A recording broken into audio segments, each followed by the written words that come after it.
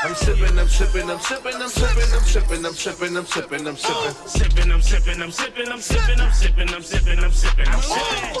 Sipping, I'm sipping, I'm sipping, I'm sipping, I'm sipping, I'm sipping, I'm sipping, I'm sipping. This is Sippin' with Sammy. I am Mr. Fly Shit Only, the one and only Sippin' with Sammy, Sam Malone, Barstool Rug. If you ain't sippin' with Sammy, you ain't sippin' right. Please get your fucking life together. Damn, Sammy, you done. Damn, Sammy, you done. Damn, Sammy, you done fucked up.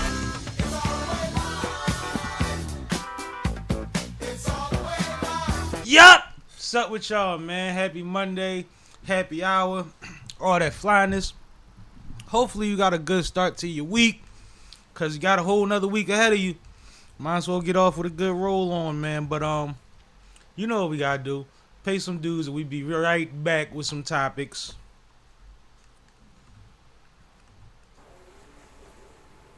This is Sippin' with Sammy, Sam Malone, Barstool Rug, here with Rich Jewels, the official sponsor of the Sippin' with Sammy podcast.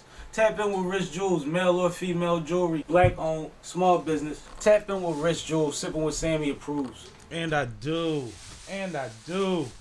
Also, since it is Monday evening, you know I got a K with me. Oh, hey. I'm What's in the up building. with you? You know, I'm over here trying to get the tech right. Got to do my sound check still. So, you know, talk for me. All right, cool. So, like I said, hopefully y'all had a good Monday. I had a fantastic one. Low on the stress, low on the output, heavy on the enjoy the weather. You know what I'm saying? And the weather was beautiful today. And at one point, it had got hot, and I'm standing outside, and then it got an overcast, and it was just a nice little breeze, and we was groovy. How we on sound? I'm getting there. Yeah, we was groovy at the time. So I enjoyed my day. I ate quite a bit. Rushed and got my hair twisted. Shout out to Nikki. She always hold me down. Shout out to Whitney Hands too, is another one. But I went to Nikki today. Had to make the best move for the schedule. I'm literally just getting in the studio right now at 7.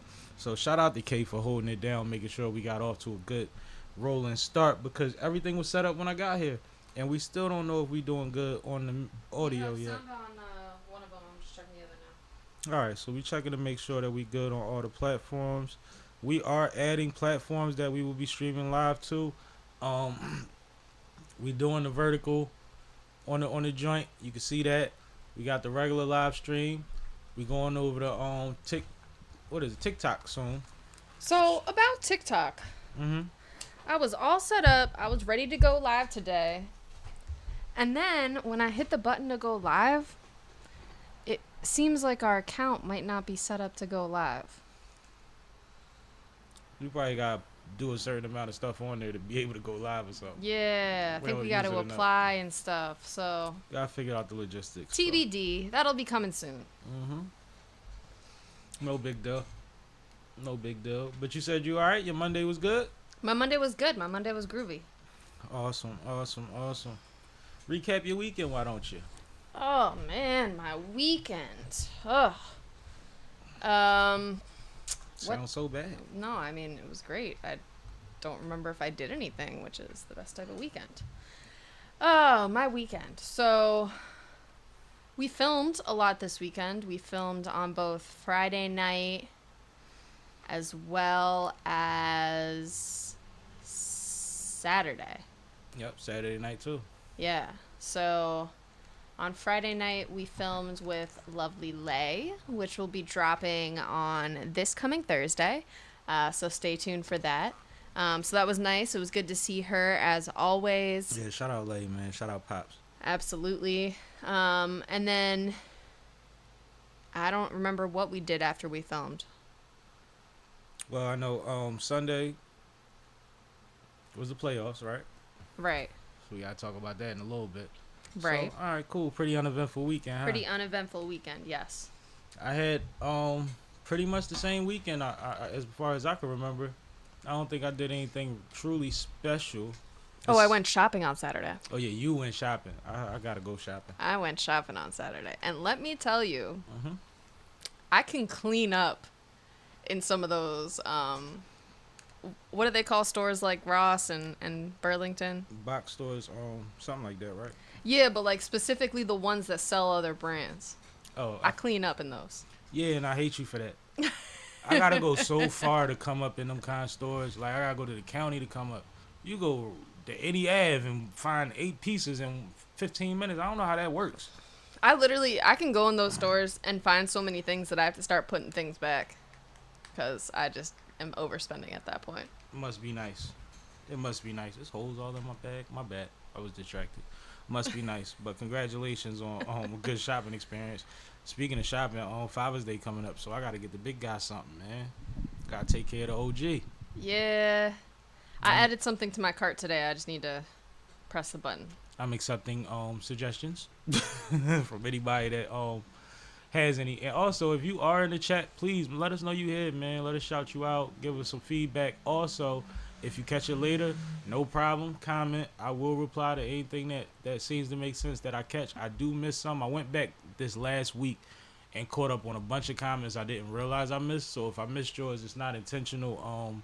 With us having so many shorts and videos and stuff on the page, we post multiple a day, so the comments kind of get overlap. Speaking of, we do have some comments. If you want me to get into them. Go ahead. So Diana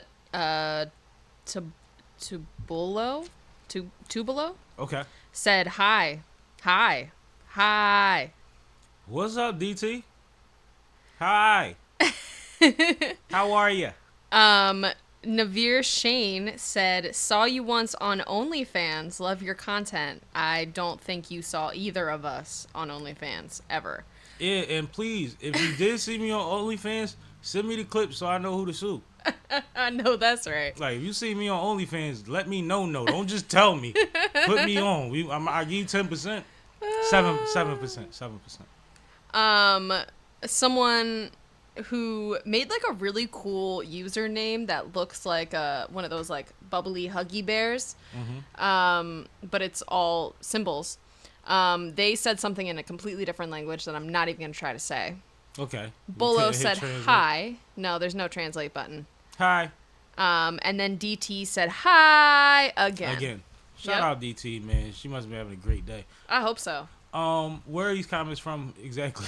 All of these are on the vertical live. Right now? Oh, yep. All right. Shout out to all y'all, man. Y'all tapped in. Appreciate y'all. You want to get into the playoffs? Yeah, I mean, I guess we might as well get into the playoffs, right? I don't know if that was sarcasm or not. But yeah, man. I mean, let's be real. So for those of finals, you... Shoot. Yeah. You made me think that my graphic was wrong, but it's not wrong. It's just not as correct as it could be. No, we good. So for those of you who might be tuning into the channel for the first time, we're based out of Philadelphia. So I'm personally a Sixers fan. Sammy over there, for some reason, is a Lakers fan. Watch your mouth. So neither of us were really too excited about this finals matchup to begin with. Fair to say. Right. So I think that kind of sums up my opinion towards this finals matchup. But just to summarize where we're at in the situation. So Boston now leads 2-0. Yep. They played on Thursday and then again on Sunday, both of which they ended up winning pretty handedly. The first game was a way worse looking game than the second game for Dallas, even though the results seem to be very similar. But some of the storyline is similar. Kyrie didn't show up yet. Luka is out there hobbling and doing magnificent stuff while turning the ball over. Mm-hmm. That was game 1 and game 2. Jaylen Brown is going nuts, but in the second game, Drew Holiday picked up a lot of slack. The Porzingis return was dope in the first game, in the first half when he went for the 20 and all of that. And now he's already back out. And now he hobbled off the court in the second game. Yeah. So it's like, it's crazy because even though it's like, all right, it looks like Boston might got their number, even though Dallas has yet to be playing at home, right? Yeah. But you might be like, all right, well, Boston got their number. They know how to beat these dudes. There's no way they're going to beat them 7. Once Porzingis goes out, it's like, uh-oh. Like, I don't know no more. Yeah. So, I'm still interested. I'm still enjoying having a little bit of basketball left to watch besides the WNBA because it's hard to keep up with their games. Yeah. I catch them when I'm scrolling and I see it, and it'd be like the second half or whatever. But I would like to have a little more where it is or where these is happening. I might gotta put an alert on my phone or something. Yeah, I mean, I only need to know the televised games. well, I was about to say, to be honest, their broadcast schedule doesn't exactly make it easy because sometimes WNBA games that are being broadcasted are on like ESPN2 or, you know, some off channel that you don't necessarily flick to or think to flick to. That's why I literally see them on a scrolling joint. Like if I'm looking for sports related stuff, I see it on there, but it won't be, you know what I mean? Yeah. On the channels that they want you to look at. I have noticed, though, that my algorithm is starting to catch up and start to show me women's basketball news. So Dope. that I'm a little happy about, for sure. Stat K. That'll be fly. But yeah, so NBA playoffs, game 3 is on Tuesday? Yes, Wednesday. Wednesday Is game 3. Game 3 Wednesday in Dallas. Yes. Should be a smoker. I got to believe I gotta believe that Dallas is gonna pull their first home game out. and I think Kyrie gonna act crazy. They're also saying that Kyrie jinxed himself when he stepped on that leprechaun, or maybe somebody put a hex on him because he ain't one in that building since. Oh. Yeah, remember he stepped on Lucky Face. No, I missed that whole storyline. Yeah, that's the thing. You gotta catch up to it because it's crazy. I think they've lost 12 games since then. Oh my god. Maybe 13. Wow. I don't know if last night's makes 12 or 13. It's crazy because Kyrie doesn't lose many playoff games. No, like it looks, and it's crazy because going into the playoffs, everybody was saying that Kyrie's not the type to get rattled by a Boston crowd because he's a dog. But it might be some deeper, darker spiritual things going on while my man ain't showing up. Is all they saying. But shout out to Kyrie, and I'm watching, man. I'm tapped in. Injuries have been the story of the playoffs, though. I swear. Yeah, I really think that the NBA needs to take a look at how many games they try to smash into a season and really rethink that. And you know what I'm noticing, though? The overseas players get hurt, come right back spicy. I think it's diet. I think diet has a lot to do with it. I think it's diet. I think, you know how people be like when they started eating better, they stopped having aches and pains and stuff? Yeah. Like, I think it might be diet related, man. We might have to really look into some kind of regimens for these athletes that make all this money but don't necessarily take care of their body the way that LeBron would. Yeah. That's or fair. Reggie Miller, for that matter. Yeah. Back in his day. So while we're talking NBA, NBA expansion. So Adam Silver had an interview the other day and mentioned that the NBA is looking at expanding, but he specifically mentioned 3 key cities. So the first 2 should be no surprise. There's been talks of bringing back a Seattle team. Yeah. There've been plenty of talks and organizing around a Vegas I team. knew that was on there. And then the third one was kind of surprising for me, Mexico City. Interesting. So Adam Silver, of course, very quickly walked things back and said, but there's plenty of other cities that have been organizing and vying for a bid, whatever.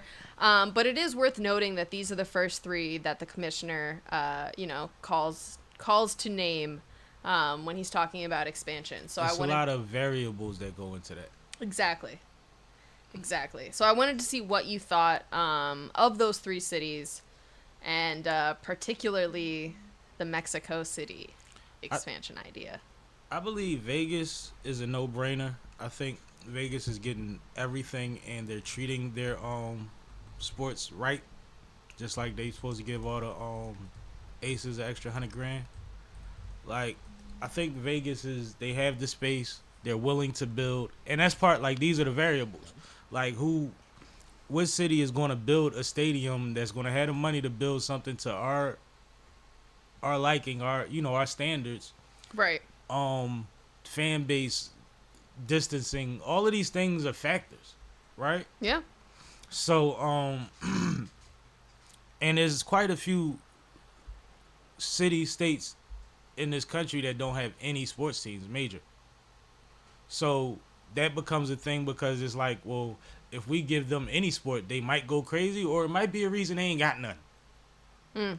You see what I'm saying? Because it has to be money, it has to be nightlife, it has to be a lot of things where the team can bring that, but it has to be a template for it to exist. Yeah. So I think Vegas is a no-brainer, like I said. Mexico City is very interesting to me. I would have to look more into that because it makes sense, but it's strange at the same time. Yeah, I just don't know how much of a market there is for NBA in Mexico. Well, that's the thing too. Like, you know, the NBA has all the statistics of the countries and places that the sport is growing in.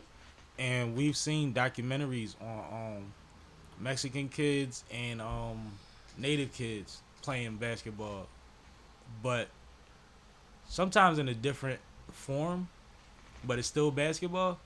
But a lot of times they playing, like, we've seen them play at a high level, but not have any outlets.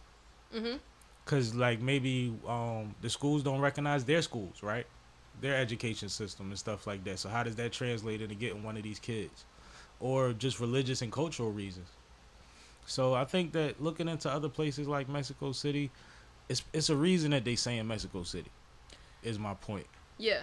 And our awareness of where the sport is growing. Like right now, most of the top players in the league ain't even from America no more. And we thought that was never going to happen. The league knew. True. The NBA knew. But I'm also just thinking from like a traveling logistics point of view. Like, the Phillies playing in London all week. I'm aware.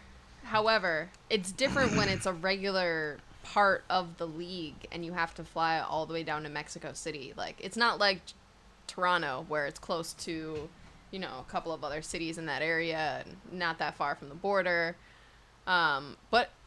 And also you have to cross a border. So, you know, there's different types of planning logistics that go into adding an international team like that. Which would be very similar to transport and, travel and things when it relates to the Canada teams. Yeah. So it's figure outable, and these is private jets. Big gas tanks. Yes, but they still have to fly into airports and get permission to land, so the relations between the governments can still come into play. I hear that. I think that the thing that overpowers that is the structure of the NBA and the money. The money that's going to be generated by having that situation, and the money that you would be messing up to put a hiccup in that operation.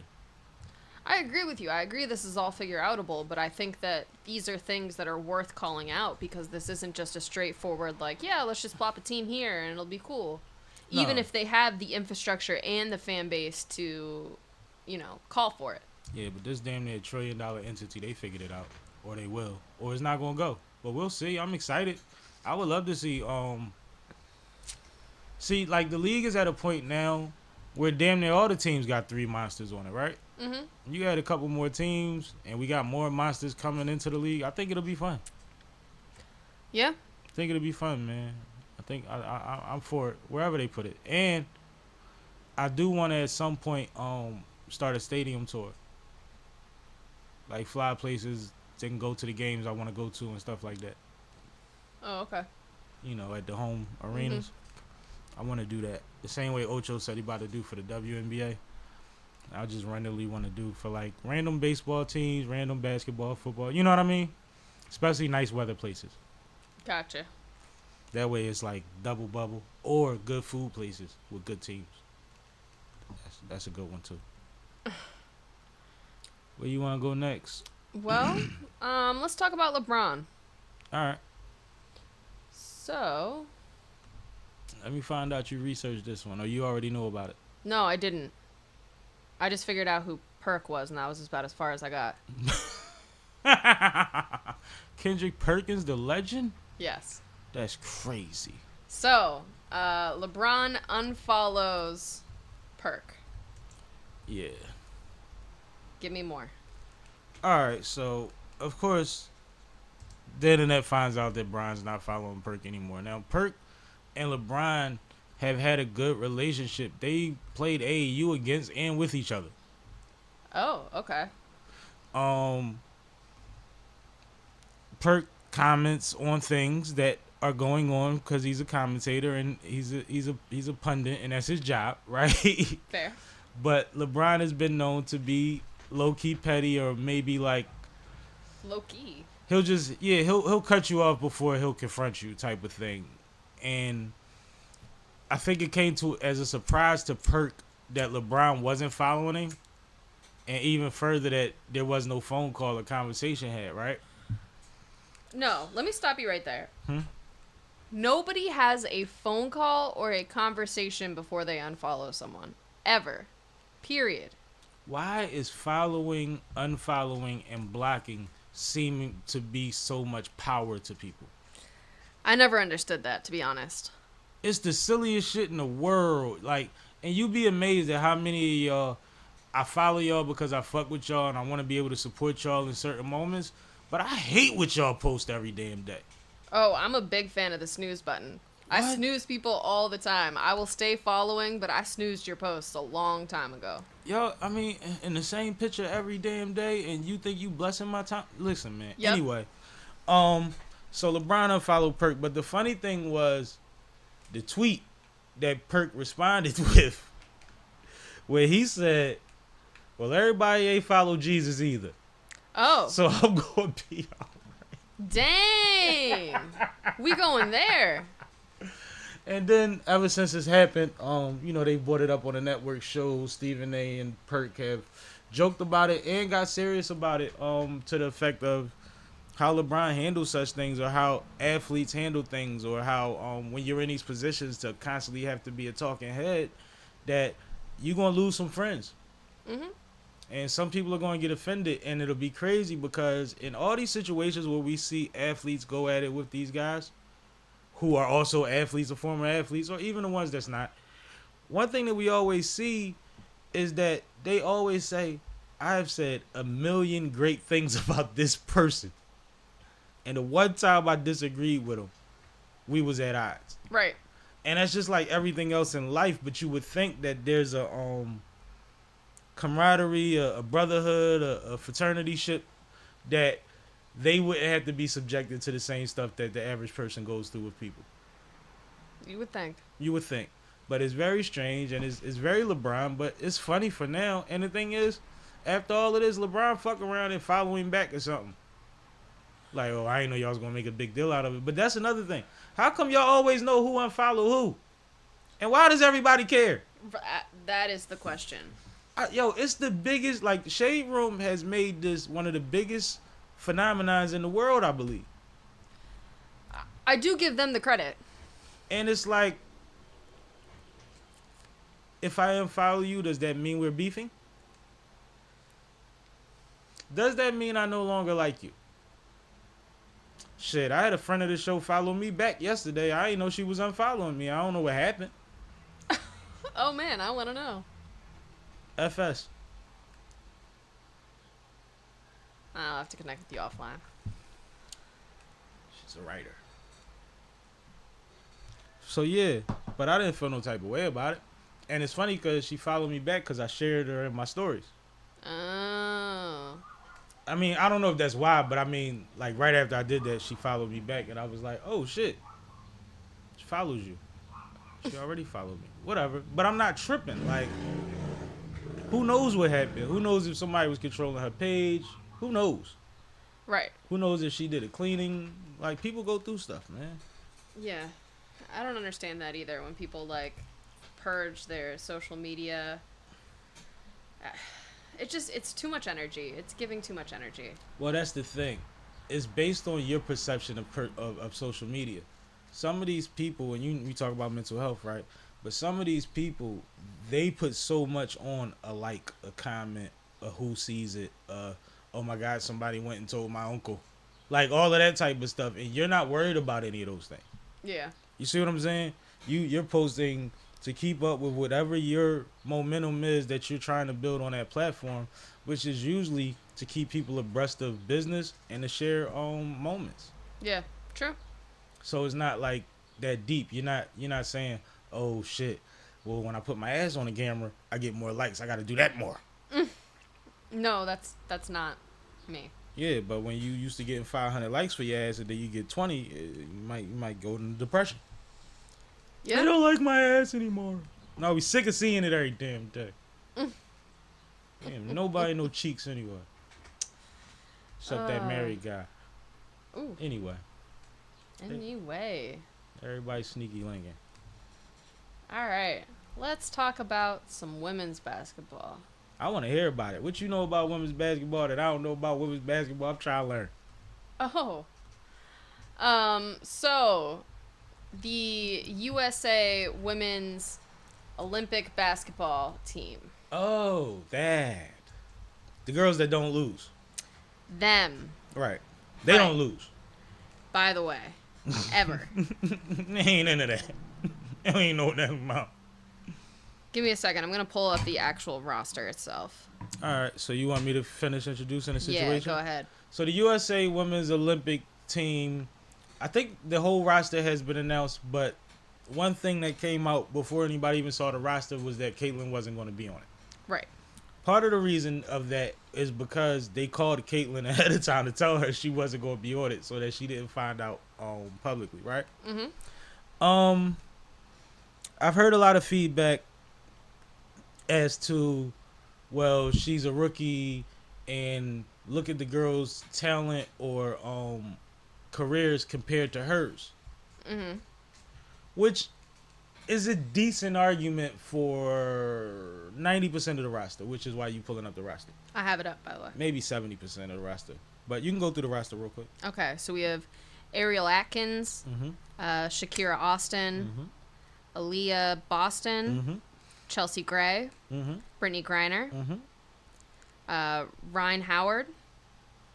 Wow, it's a girl named Ryan Howard? I didn't know that. All right, go Yeah. ahead. Sabrina Ionescu, Jewel You actually Lloyd. said that right. Ooh, look at me. Jewel Lloyd, Mm-hmm. Kelsey Plume, Yep. As you should. Brianna Stewart, Right. Diana Taurasi, Yep. Asia Wilson, Mm-hmm. Jackie Young, Mm-hmm. That's the one that could not be on that list. and that's it. Oh, all right. I'm about to say it's a weird name on it, but anyway. No, the So- rest were coaches. I was just making sure I didn't miss anybody. One thing about international basketball and the women's USA team, Mm-hmm. they're going to win regardless. There's not a woman in the world, and I hope Asia's healthy. I see she went down yesterday, but I think she's all right. That's messing with Asia. Facts. DT, as a vet on her way out, is going over there, right? Mm-hmm. Which some people say you could have left her off the list, right? But DT is DT. But what I'm saying is the NBA and the WNBA has always used young or older retiring players in international play for the draw, for the marketing, for the jersey sales, to build up their future stars. Mm-hmm. All of those reasons, right? Mm-hmm. It's happened multiple times in the NBA, more than multiple, like a lot. And it's happened in the WNBA before. So I believe that their excuse for not including her doesn't make sense. Did you hear the reason that they gave? No, what reason did they give? The reason was because she would get limited playing time, and they didn't want the whole story to be around how little Caitlyn is playing the game. They didn't want the distraction. I mean, I think part of that is true. I it's think they bullshit. didn't want the distraction, And I that was me ad-libbing. but I don't think it has anything to do with whether or not she would get playing time. I think they don't want the distraction. We watched period. Carmelo Anthony say, "Did y'all see me in the game?" when he was on the team. Mm-hmm. Like, what are we talking about, yo? That's a bad excuse. I agree. I don't think that's a reason. I think it's an excuse, I agree.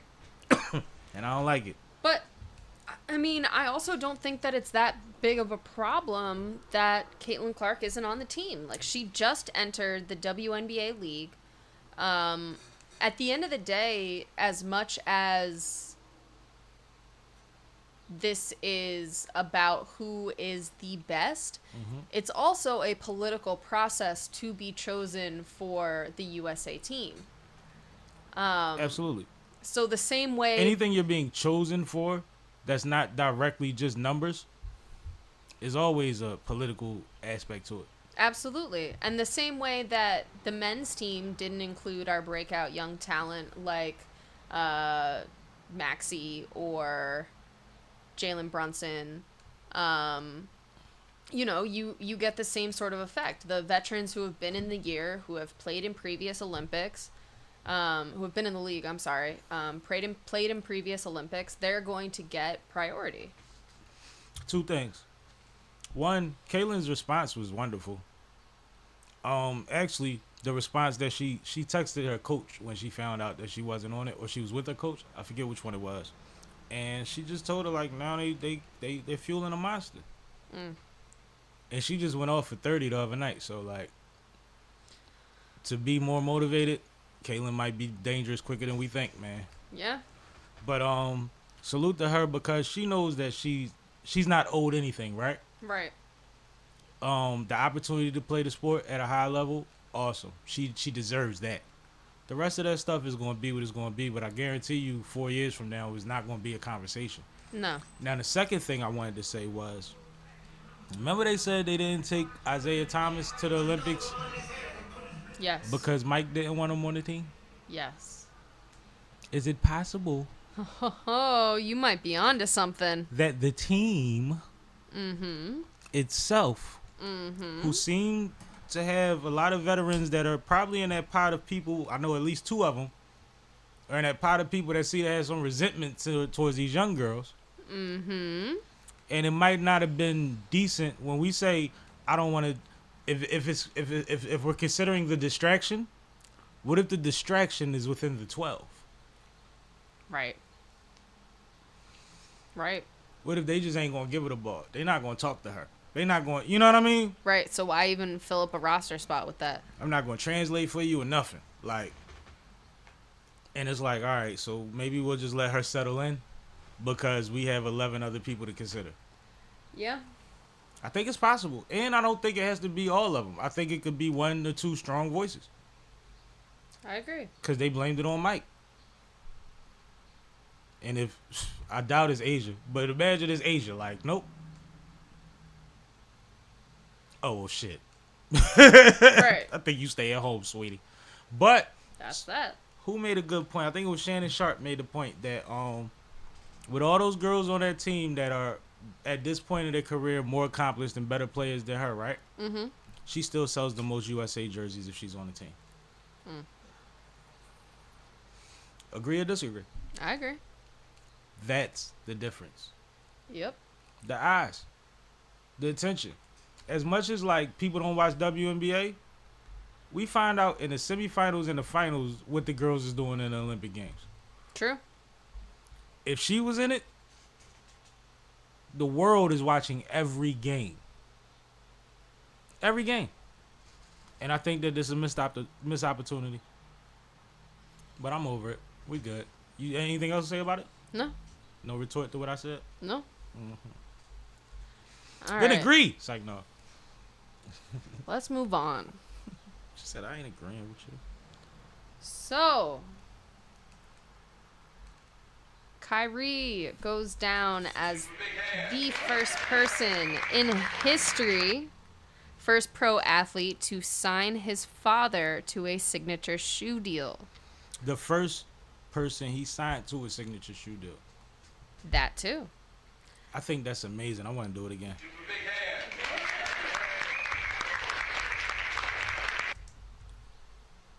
I don't think people realize, one, how close Kyrie and his dad are, right? Great Right. relationship, right? Mm-hmm. Similar to Ja Morant, Kai's dad was a hooper. Yes. Kai's godfather is Rod Strickland, Mm-hmm. a monster Mm-hmm. from New York. Point guard, like, man, do everything. And I think that to have power and great partnerships and be able to do something like this for your idol is phenomenal, yo. Cause I would have gave my dad, nigga. You don't think I would have did this if I had some access to something like this? If I got a Puma deal tomorrow, and it was like design a lifestyle situation or whatever, or go, partner with us to figure it out. I'm making a dad shoe that's not gonna look like a dad shoe. Mm-hmm. It's gonna look like something I think my dad should wear. I also think that he is a marketing genius. Absolutely. So if you think about even just during the playoffs, the amount of headlines that have been about Kyrie's shoes and his shoe brand and what he's wearing in the playoffs. Which is the lowest shoe brand in the NBA. Yes. As far as market value. Yeah. But the moccasin sneakers and then signing your father while you're playing in the finals. I think it's fire. Big deals, huge deals. So this is just awesome. It's also just like a huge screw you to Nike for dropping him. Yep. It's kind of like anything you could do, I can do better, and watch me do it. So I'm very excited to see this. Shout out to Kyrie. Shout out to the whole Irving family. And I got one more thing to say before we close that out. Yeah. Kyrie is a creative. Mm-hmm. Kyrie's a thinker.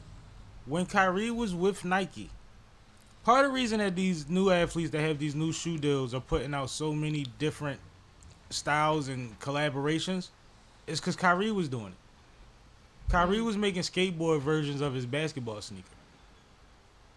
Collaborating. You see what I'm saying? He was doing all type of stuff. The kids was wearing more Kyries than damn near everything else but Jordan. It was bad out here. Like, Kyrie had so many colorways. So now that he has this kind of power, this kind of control, and he could pace it how he wants to, he's gonna have a ball with them. He's gonna make a lot of money, and congratulations, yo. I think it's super fire. I think that's one of the dopest stories I heard all year. I agree. And I think it teaches people what they can do. Yes. We all talk about how Giannis wouldn't sign with a certain company because they wouldn't give his brother a sneaker deal. Now you see Kyrie sign his pop. Right. Come on, man. What we doing out here, man? Get the power. Get the leverage. Get on your Nipsey. Absolutely. I like it, though. I was so excited about that, yo. I ain't gonna lie. All right, so let's talk about Ryan Garcia. Oh, man. This guy. I feel like we've been talking about Ryan Garcia for probably 3 or 4 months straight. By his own doing. Yes, every single time. So, why are we talking about Ryan Garcia this week? Well, he recently was arrested on Saturday for felony vandalism in the Waldorf Astoria, Beverly Hills. So they are accusing him of an estimated $15,000 in damages. And yeah, what happened then is Garcia complained of a medical issue and was transferred to Cedars-Sinai for evaluation and treatment. And that was the last we heard about the situation. Now, I don't know if this was your intention, Ryan, but that medical issue shit just gets you handcuffed to a hospital bed. It don't get you out the situation. And you done enough to try to claim insanity, but like Mace said, when you troll the way you've been trolling, they're going to believe everything that the people say about you. Yeah. I mean, all in all, this is just an unfortunate situation. Based off of that report, it does sound like, he had some sort of drug-induced mental break where he, lashed out violently towards his hotel room. But is it the climate that got him arrested? We talking about $15,000 worth of damage, right? Right. Waldorf, all those type of hotels are frequented by rock star types, Hollywood types that get ridiculous and break and destroy shit, right? Even if they don't even intend to, they might do something freaky and cause a lot of damage to something expensive, right? Sure. So why do they not make the headlines? I'm pretty sure that they could Oh, 15,000. Here's 25. Because what I'm sure happened is Ryan Garcia made a scene when confronted by hotel security. Like, if he would have just been like, oh, yeah, I trashed the room, my bad, here's 15,000 to make up for it, this wouldn't be a headline. But this is a headline because he created such a big disturbance that other guests were so disturbed that the hotel had to do something. He probably ran down the hallway and seen the cops and was like, did y'all just see Javante? Grab Javante. He destroyed my room. Well, and not only that, but if you have a fighter like Ryan Garcia, who is in a altered mental state, whether by substance or mental health issues, You gotta put him down. and you can't necessarily, like, regular hotel security isn't necessarily Won't be trained able to to handle handle that. putting him down. Like, Right. you might need They're armed not- backup on the They're scene. not. His hands are still fast. Exactly. So that's my take on this situation. And, you know, overall, you know, his mother just died. I feel bad for the kid, and I hope he gets it together, because he And- has a promising career if he does. And that mother just died piece is important, Yeah. right? We seen Kanye spiral ever since, right? Facts. So it's like, one, he's a young man, and you don't want to judge him, right? Mm-hmm. And I mean, we could judge him in some lights, but personally, we don't know. We really don't know what's going on in this young man's head. He just, and shit, he might be snapping out because they found out that he was juicing. Right. So it's like, we don't know. So hopefully he'd be all right, but Ryan needs to lay low. No, I completely agree. He needs to go in the woods and just chop wood. Yep. And train the old-fashioned way and clear his mind. Yep. He needs to walk around barefoot every morning and evening in the woods. And just get back grounded, literally. Yeah. That makes sense? I hope he has people around him that he feels like he can actually trust and lean on. So much power and so much access leads to a lot of blurred lines and confusion, though.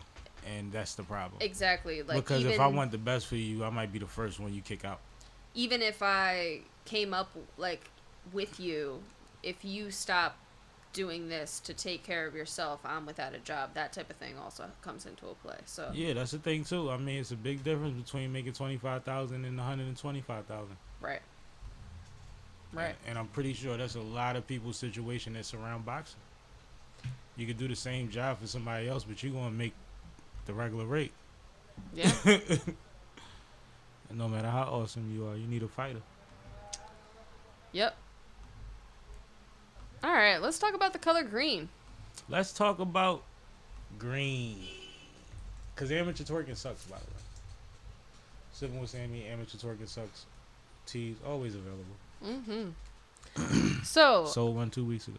Josh Jacobs had a interview recently where he explained that the Eagles and the Packers will not be wearing green in Brazil. He specifically said that it was due to the color green being associated with certain gangs and the gang violence that Brazil is experiencing. Why you got the camera on me? My bad. However, this is not actually correct. So the truth of the matter is the Eagles versus the Packers game in Brazil is happening in a soccer stadium where the rival team wears green. So the soccer stadium itself has a no green policy, but for this particular game, it is absolutely fine for any spectator or for the teams themselves to wear green, and the NFL has clarified the statement. But not before this entire situation kind of blew up in sports media and, you know, overall. So what were your thoughts on this, Sam? I'm just now finding out it's not true. Oh, Yeah, you ain't telling me that. I assumed you knew. I didn't know it was true. I knew it wasn't true the first day that it came out. See, you ain't say nothing. You seen me joking on somebody and all that. You funny. But, Oh, I didn't know. I mean, I think that the initial story was very believable. Just because it's Brazil. And if you know anything about Brazil, You might not know nothing about no color stuff, right? But you know that they get busy, right? Mm-hmm. In certain parts of Brazil, just like anywhere else in the world, but Brazil gets busy. So it was very believable.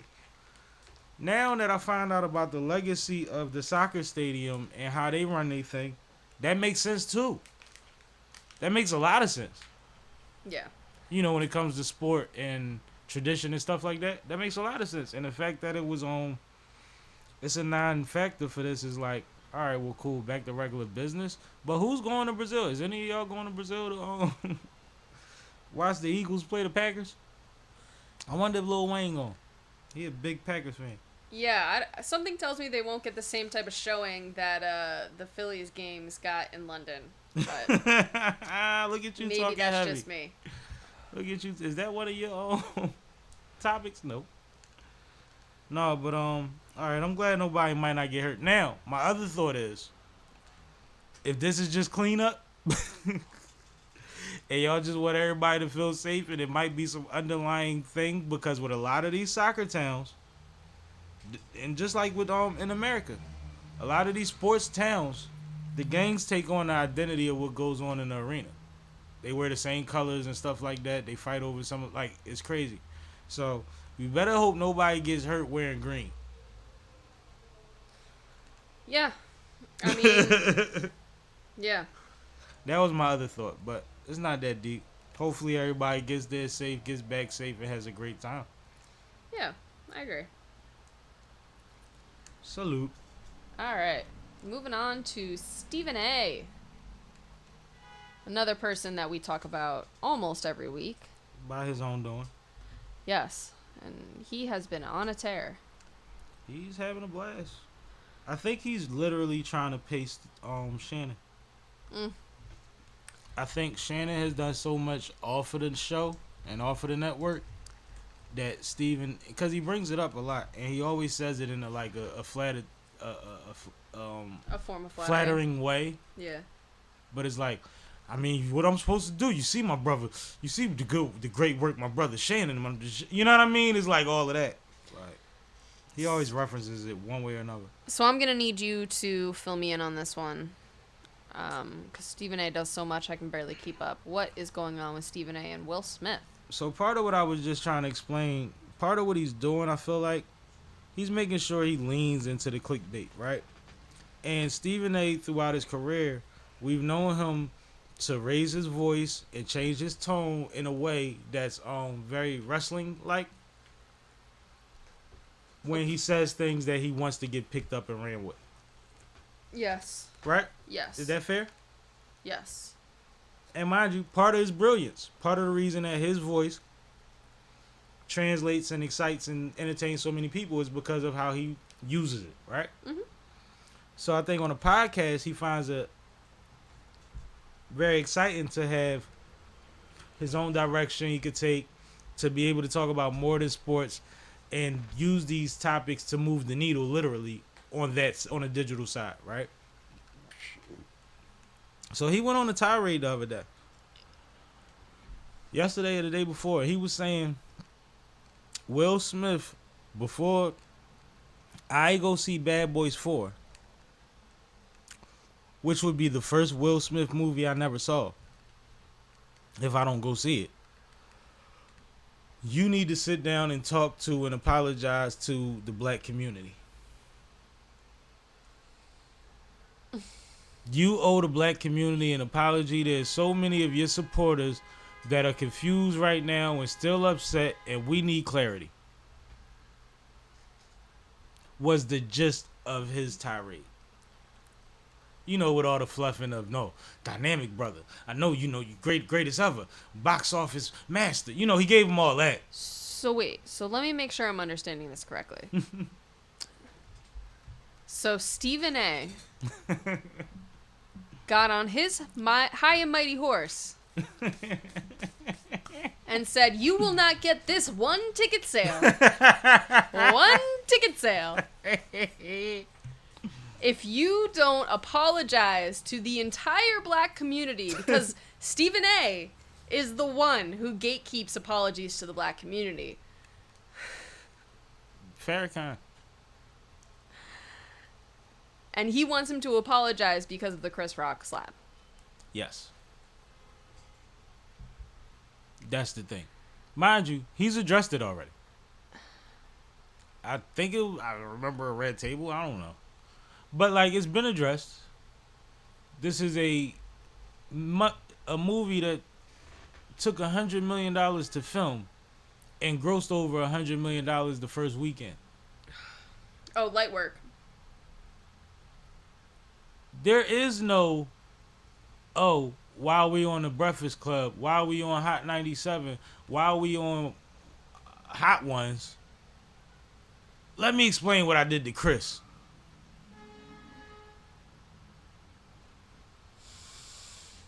Yeah.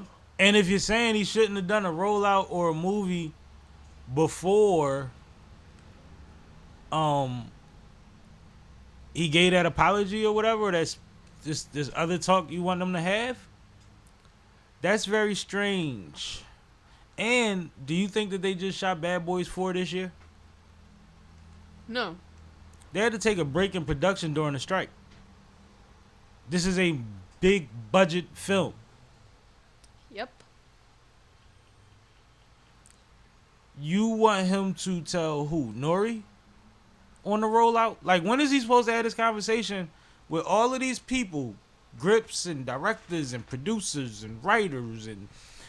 Well, and not only that, but, like, not that I speak for the black community, of course, but last I checked, the black community wasn't monolithic in figuring out where they stood regarding this particular situation.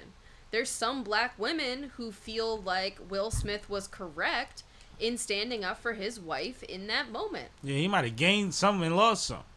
Exactly. So this is not like a black and white situation where it's so clear that Will did something incredibly wrong that he needs to give a public apology. Well, see, that's the other dynamic too, right? And I'm glad you said that because you made me think of it. Public opinion, mainstream ideas and thought do not mold our thinking in our community. True. At all. True. Especially when it comes down to shit like why some motherfucker would get slapped or not. Think about that.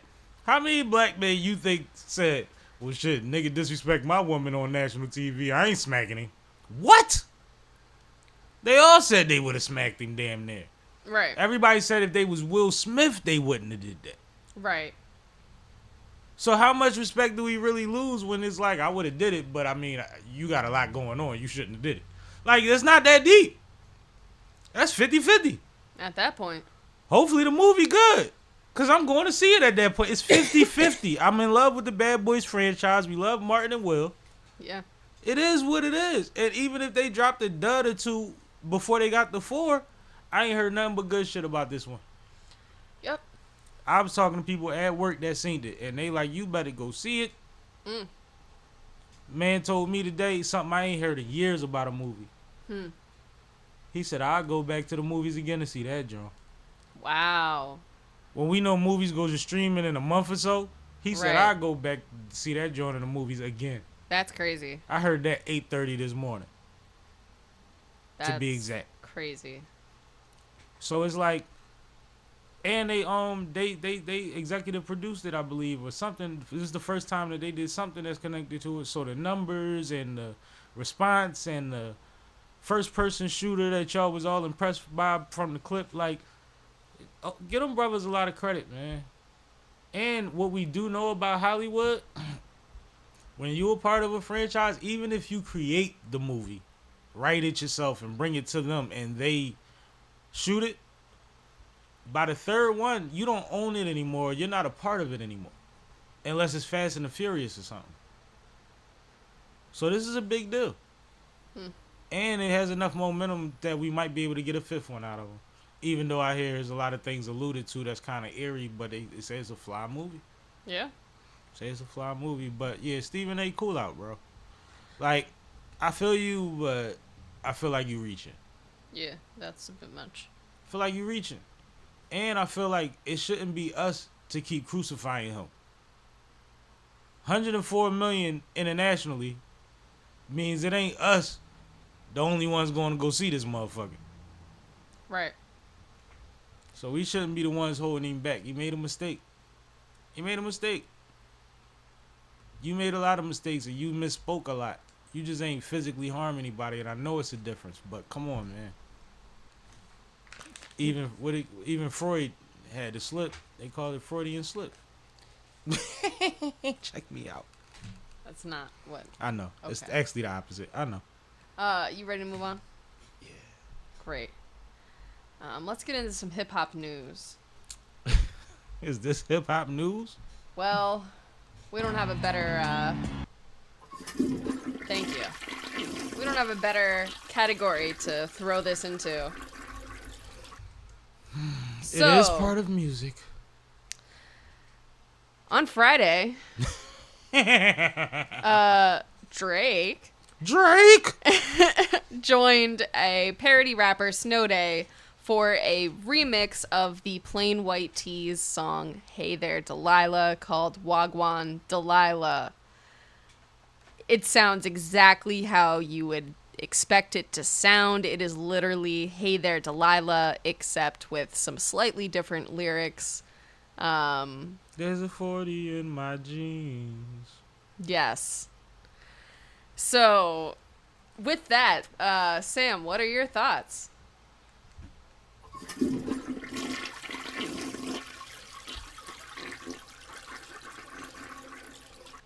My bad, my nose was itching. Huh? Oh, I don't think they heard you. Maybe one more time. Oh.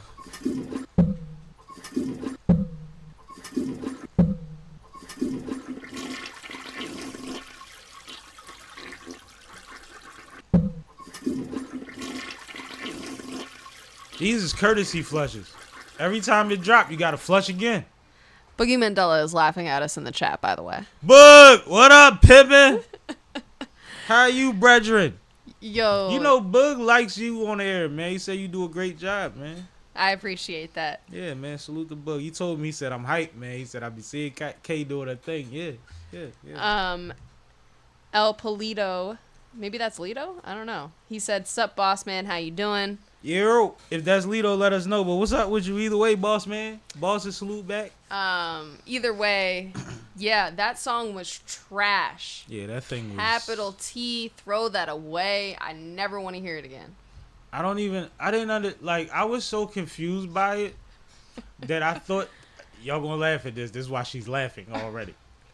I thought it was like a, you know how you do certain things like la la la la la la la la, or like vocal exercises and things. I thought this was like a skills test. Like I set up the pattern and then you do the exact same pattern in your own way, and that was the talent to it. I didn't think it was supposed to be good.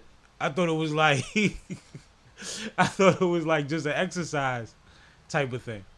I thought it was karaoke, like some drunk karaoke that Drake got up there with his buddy and was like, yeah, I'm going to do this song. I knew it was a remake, but I thought it was a remake with that intention. And I think part of it was because, one, this was released as a feature, right? Yeah.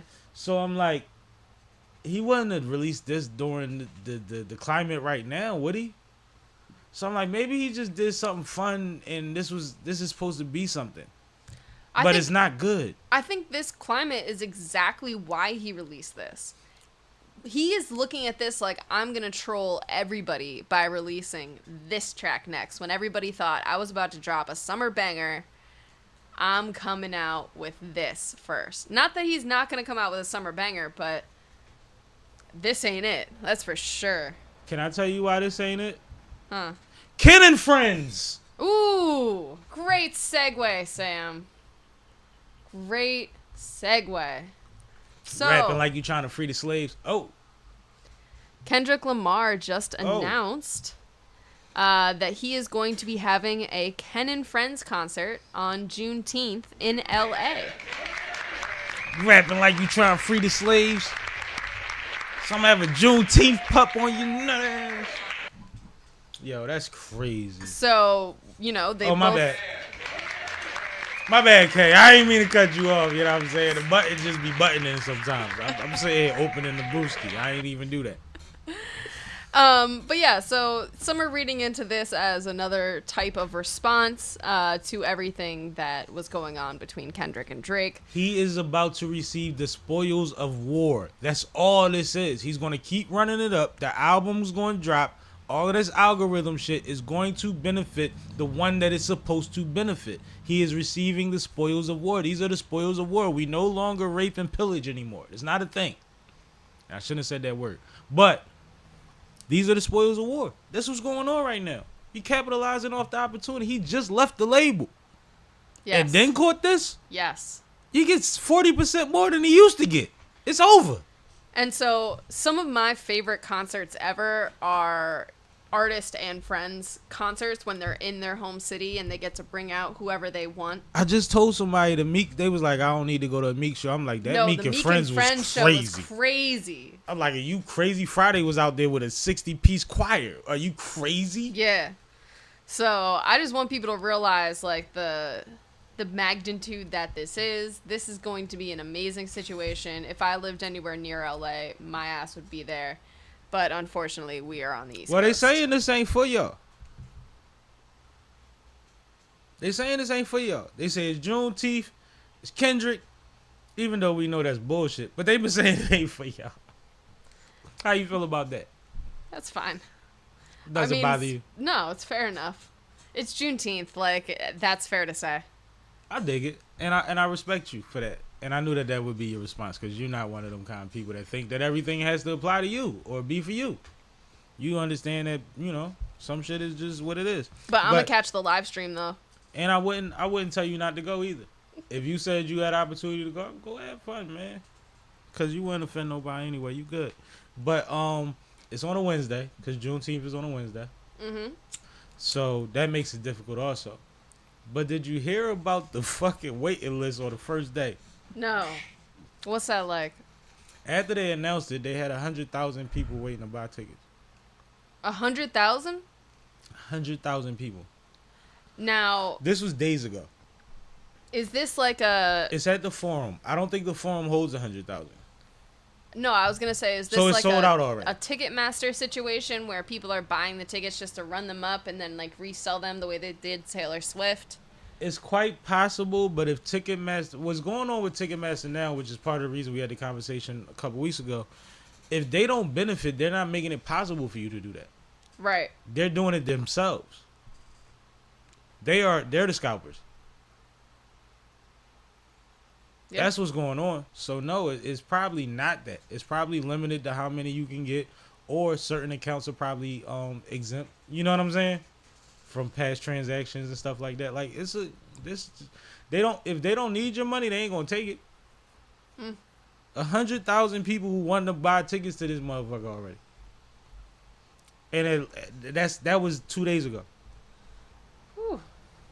So it's sold out already. Go ahead, Kendrick. Good for you. All the personalities that I've been seeing saying that they going, I've been looking at them like, you might not. You might not got a ticket. Oh, and the funny thing, Punch told Maul don't come. Woo! Punch told Maul, man, nah, man, you might come choke out Kendrick or something, man. What's wrong with you? I mean, the way that he's been caping for Drake, he shouldn't go. But he was hyped to go, though. I bet. We gonna be all right. We should put that on the board. That's crazy, man. But I got a couple things I want to add to the board anyway. We gonna keep it spicy. Fair enough. I got buttons on here I don't even be using, though. But we gonna get to them. They Well, situational. While we're talking about the Drake-Kendrick situation, some more news came to light recently. I'm listening. So Drake had accused Elliot Wilson K-Cam. of being the one leaking information to Kendrick that led to the diss tracks. Oh, that's why he sent him the rat emoji. That's why he sent him the rat emoji. Okay. So, did you hear this? I didn't know that was the reason. I heard Elliot Wilson on the JBP talking about how he didn't want to say it at first because he said saying it was like being the rat that it said he was, right? Right. But he said like, yeah, when the shit happened, Drake sent him something specific, And when he finally said, he said it was a rat emoji. Yep. And I'm like, well, why would he send you a rat emoji? Like, what did you do? Like, Elliot Wilson does great journalism, and then he complains when he doesn't get the big interview sometimes. And a lot of the times, Drake has been part of that, or the couple times, you know, it's been a handful of times, and probably 2 of them was Drake related. You see what I'm saying? So, but what, I don't get it. And my question with this is, does Elliot Wilson have the type of access to be that leak? Because he's a media personality. Like, if he had information, it's liable to come out at any point. Why would you need to feed it to the enemy? If you believe Elliot has that type of access, then we have to believe Kendrick when he says you have a mole in your camp. Because he shouldn't. And I'll do you one better. Years ago, when Ye and Jay-Z made the Thrones, there was a briefcase with all the files in it. It was damn near handcuffed to somebody's wrist. Like, nobody got to leave with them files. You had to come to the hotel. There was only 3 people that was privy to be able to touch them files. Like, what are you talking about? This is high-level shit. If you're not treating it like such in the digital age, in the age where you could walk past somebody and they could probably read your whole laptop, then you bugging. Right. That's a leak on your side. If Elliot's able to do that, then that's your fault. It's not Elliot's fault, and that's not even Elliot's style. Yep. He's not into that. He didn't come up as a DJ trying to get the exclusive and willing to get kidnapped over it. That's not Elliot's life. And he a grown-ass man. So I think that's weird, because I think as much as he values... I think he complains about the interviews he doesn't get because he values them, and he knows that he could add something to the situation if he was able to talk to these people. I don't think that he wants to sacrifice that out of spite. I think he still thinks like I could probably still get them. These are moody artists. I can get them back. So I don't think Elliot would do that. And I think if Elliot has that access, it's not his fault. I mean, and he ain't had to. And I bet you he ain't go looking for it. But I think the fact that, and I don't know if this is fact, but I think the idea that Drake is trying to locate who the leak is or figure out what leaked. See what I'm saying? Or is even sending a rat emoji to Elliot Wilson, regardless of what it's about. Like, that just kind of like Elliot ain't in his living room. Yeah, it feeds into the whole narrative that, you know, you were lying on the track where you said that the information was planted. This is what I'm saying. Like, that's my point. We gotta believe Kendrick at this point if you treat Elliot Wilson like this. Right. That's where I'm at with it. That's how I feel, man. Any comments? Boogie Mandela said he was late and he was trying to figure out what song we were talking about, but he figured it out. He's good. Yeah, my bad, bro. Wagwan Delilah. Yeah. He saw it on the image. Crazy, man. Like, I don't know what's going on. You know what, Bug? I'd have rather you remade that song. You'd have put a twist on it. Like, you know what I'm saying? I'm sure he could actually do something fun with it. Yeah, like, I'd have rather Bug. No bullshit. I just thought of that. I'd have rather you try to do something crazy with that and give it your sauce. Because it wasn't even no spice on that. No, there was zero spice. That shit was bland, man. Very. I ain't like it. I ain't understand it. Absolutely. I tried to give him a benefit of the doubt because he great. That was weird. Like, let's go here. Method Man's Summer Jam. Why don't you introduce this one, Sam? all right, so while we was all ranting, raving, partying, excited about the Roots picnic, which was phenomenal this year from what I'm hearing, and from what I've seen, because I watched a lot of the main performances, Method Man and Redman came out on the Summer Jam stage for Hot 97. Mm-hmm. And shortly after their departure, probably the next day, Method Man said that would be his last Summer Jam. That the gap in the crowd and him and where they're at is too large, and he doesn't want to keep doing it. And then today he put out a statement saying that what he said was not a knock to the fans or Summer Jam. It was a personal thing that he had to come to terms with. Right? Okay. But it offers a lot of good questions. One, Summer Jam is, in the last 2 or 3 years, been nothing. It's been a shell of itself. And the hype that has been going on that makes it seem like it hasn't been has been because of the moments. When you get who Cardi brought all the women out on stage that year, and Hip Hop 50. You see what I'm saying? Yeah. The moments have been carrying it. But Method Man and Redman came out there doing the Rock Wilder, and that reception wasn't what it's supposed to be. Nowhere in America. And it's a younger crowd. Cool, we get it. There's a lot of other things going on that weekend too. A lot of the more mature crowd might have been at the Roots picnic, actually. I think so. But it's crazy that Method Man 1 has to go through this. Yeah. Feeling like this, whether it's true or not. Right? Mhm. 2, High 97 caught another strike because Rosenberg went on a rant for days about not wanting Sleepy Hollow and Chef G to come to Summer Jam after they were scheduled to perform at Summer Jam because they stood on stage with 45. What actually happened was one of them said he just couldn't make it, and the other one had a hard time getting in and just he got in and never made it to the stage. So there was a lot of energy from that young drill local crowd that was skeptical about if the guys that they even bought their tickets for was going to be there. So he might have got caught in the middle of that too. You see what I'm saying? Mm-hmm. Like, these two youngins, as many charges as they may hold against them, you know what I mean? They have the pulse of a lot of the city and the youth. And Rosenberg has taken another opportunity to drown out voices and fight for his agenda in a way that I don't even think the station agrees with. And they tried to clean it up before and after. They explained what happened and all of that, and it wasn't his fault, and he doesn't have that kind of power, and he would never do that. And nobody believes him. And that's what matters. You think when your name is Old Man Ebro, and you hold the opinion of a Rosenberg, you think these kids is listening to your cleanup? Nope. So that's what happened. But shout out to Red and Meth, greatest performers you ever gonna fucking see in your life. They on the list, especially as a duo. I've seen it in person. I've been at a lot of concerts, yo. Man, we was talking, my sister and I, I'm like, damn, I went to that one too. Like, we was at the Janet Jackson, the MC Hammer. Like, I've been to everything, yo. Even in the last, like, DMX, multiple 5 times. years.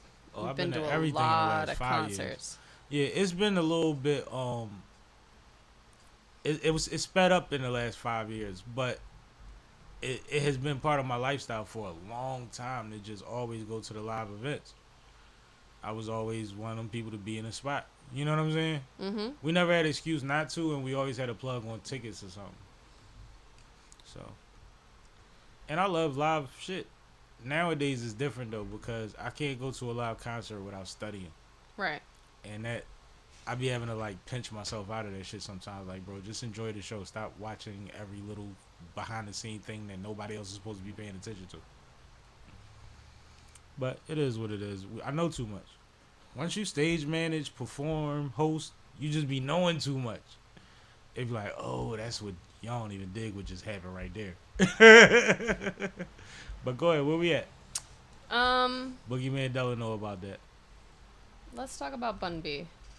Can we talk about my Bun brother? My brother Bun? Yeah, that's better. My brother Bun. Y'all keep the last one though. Whatever. I'm a grown ass man, dog. All right, so, recently Bun B was the victim of a home invasion. It's not recent. It's like 2019. Okay, that's still recent. All right. My bad. Within the last 5 years. That's my fault. My bad. Bun B was the victim of a home invasion, where both him and his wife were at home. And armed would-be robbers entered the home and Bun B then defended himself and shot one of the assailants, I guess is the proper term. One of the assailants, and now the case is going to court. They caught both of the people who allegedly did the crime, and Bun B testified in the court case, identifying the person who he shot, who had broken into his house. So there's a lot of feedback that's going on. People are saying that Bun B is a snitch because he testified and things to that nature. So I personally think that calling him a snitch is absolutely ridiculous. I think that Bun B is absolutely within his right to testify. And if he didn't testify, his own freedom could be at risk in this situation.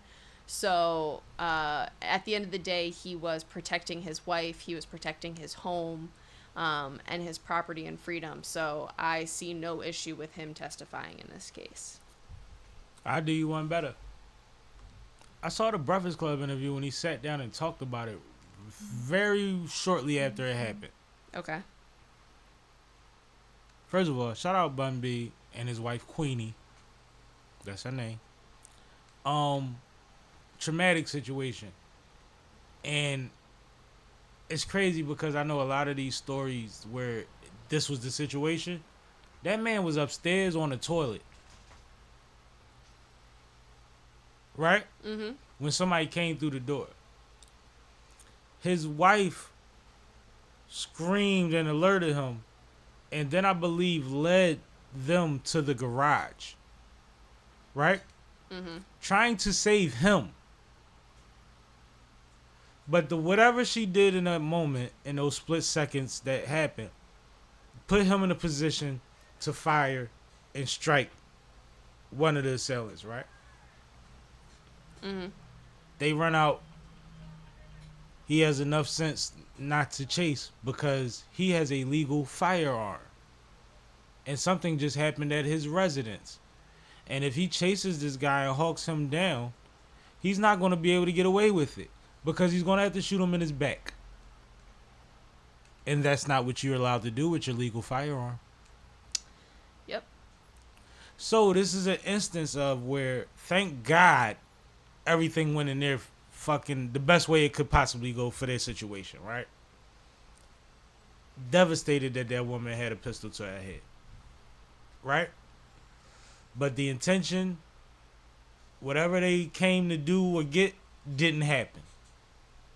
Then Bun sits on a stand as a business owner, millionaire, and licensed gun owner, and emotionally recounts this same story that he's already basically told publicly on Breakfast Club, right? Mm-hmm. We talk about victims of trauma having to relive the trauma while they are going through trying to get the person prosecuted. All the time. Yep. Right? Yep. He's showing the trauma. He's telling you we had to move because my wife wasn't trying to sleep there no more. She couldn't do it. Now she wasn't trying to. I want to be specific. She couldn't sleep there anymore. It's traumatic for me and her. Probably more so her, but maybe equally. We don't know, right? Mm-hmm. And you idiots say that he's snitching. It don't make no sense. It makes no sense. And Bun is a grown man that's been through and survived a lot. You got to realize this is a rapper that is considered a street rapper that has traveled the world for a majority of his life. And if you know anything about anything, outnumbered is outnumbered. He's probably been through a lot of shit. But it didn't involve that happening to his wife. Right. And he don't owe the streets nothing at this point. He's actually giving y'all so much that no matter what he does, y'all should give him a pass because he groomed y'all and raised y'all. and taught y'all how to be thorough. What he did was thorough. It comes with the territory of being a grown man and a legitimate citizen. He make all this money off of all the money that y'all claim y'all put in his pocket, right? Mm-hmm. How much of that he got to get in taxes? I can't tell what happened in my living room? Right. Are you fucking crazy? Right. Like, I don't even understand how that makes sense. You supposed to make the system work for you even when you a street nigga, and I ain't talking about telling. But he's not that. He's far removed, and half of y'all, most of y'all have no idea if he ever did any of the shit he rapped about. I wouldn't have Bun B in the crumb. But at the same time, this man is a legitimate father, businessman, and a husband. And he did what he was supposed to do. And that's I can't see it no other way. It's very weird that y'all put that thing next to his name. He one of the last ones. Right. Y'all got plenty of them y'all been ignoring. Don't do that to Bun. Is y'all crazy? He got a case going on with Trillburger and all of that, man. I wish him the best with that. Hopefully everything's on the up and up with that. We shouldn't even be talking about this outside of being happy that motherfucker got 40 years. Right. Because the way you kind of introduced it, I don't know you right. He got sentenced. 40 years. And it's not easy to... And y'all don't even know if those tears, because for the people that's talking about the tears, come from the trauma directly or come from sitting across from a black man and having to put him down. He might be thorougher than you think in the situation. Rugerant, I'm over it. Crypto Crazy said, take that, take that, take that. Yeah, you can diddy all you want. That's Bun B. Nah, all love, all love. But no, I hate that shit, man. Don't do that to that man. That's crazy. And I'm sure he used to the bullshit, so he not deep on it like we are. But I just don't like that. It shows you how many opinions can be built by idiots and ran with. And it applies to so much stuff, and we in a political climate right now. It's scary as hell, yo. It's very scary. Don't put that on that man. Don't put that on nobody. But he ain't even do that. He did his job. When you bust your gun, you gotta stay there and call the cops and tell them you bust your gun. It's legal. What do you think comes after that? Right. Stop being stupid all your life. You ready to move on? Yeah. Told you I was done. I was waiting on you. No, you weren't. I actually was.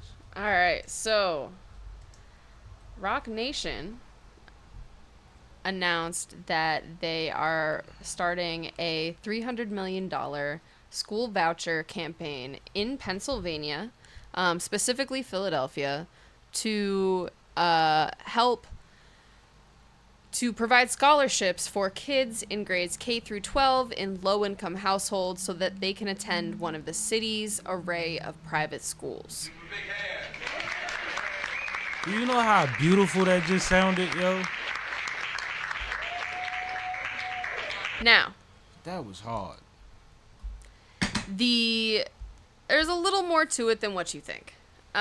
So the program itself is called the Pennsylvania Award for Student Success, PASS for short. It's also known as Senate Bill 757, and this is a legislation aimed at increasing education opportunities for underprivileged youth attending the state's lowest performing public schools. The issue, and I already heard it. Jay-Z came under fire for this, for proposing this fund. The issue here is that private schools and public schools have been kind of pitted against each other when it comes to access to resources, particularly through legislation like this one. Instead of creating a budget to improve public schools in Philadelphia, they create a voucher program for students to attend private schools, which, encourages and increases the disparity between these schools themselves, and, contributes to the cycle of poverty and keeping folks poor. So while this legislation sounds great on paper, critics are definitely upset by the announcement.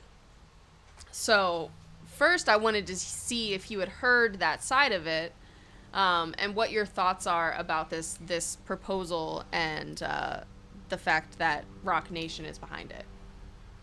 I hadn't heard that side of it, but even with that side, I need to know a little bit more, yo.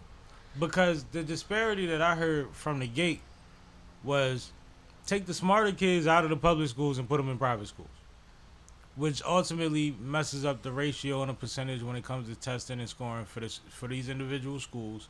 It also adds to that hierarchy or disparity that has been going on in Philly for a while, like in Pennsylvania. I don't think people realize, like, the public league used to play against the Catholic league for a championship game and shit like that. Like, things used to go on that don't go on anymore because the talent in the public league got so good that it removed the hierarchy from the private and the Catholics. You see what I'm saying? I think part of the other frustration here is, again, going back to the politics, this is a Republican-backed legislation.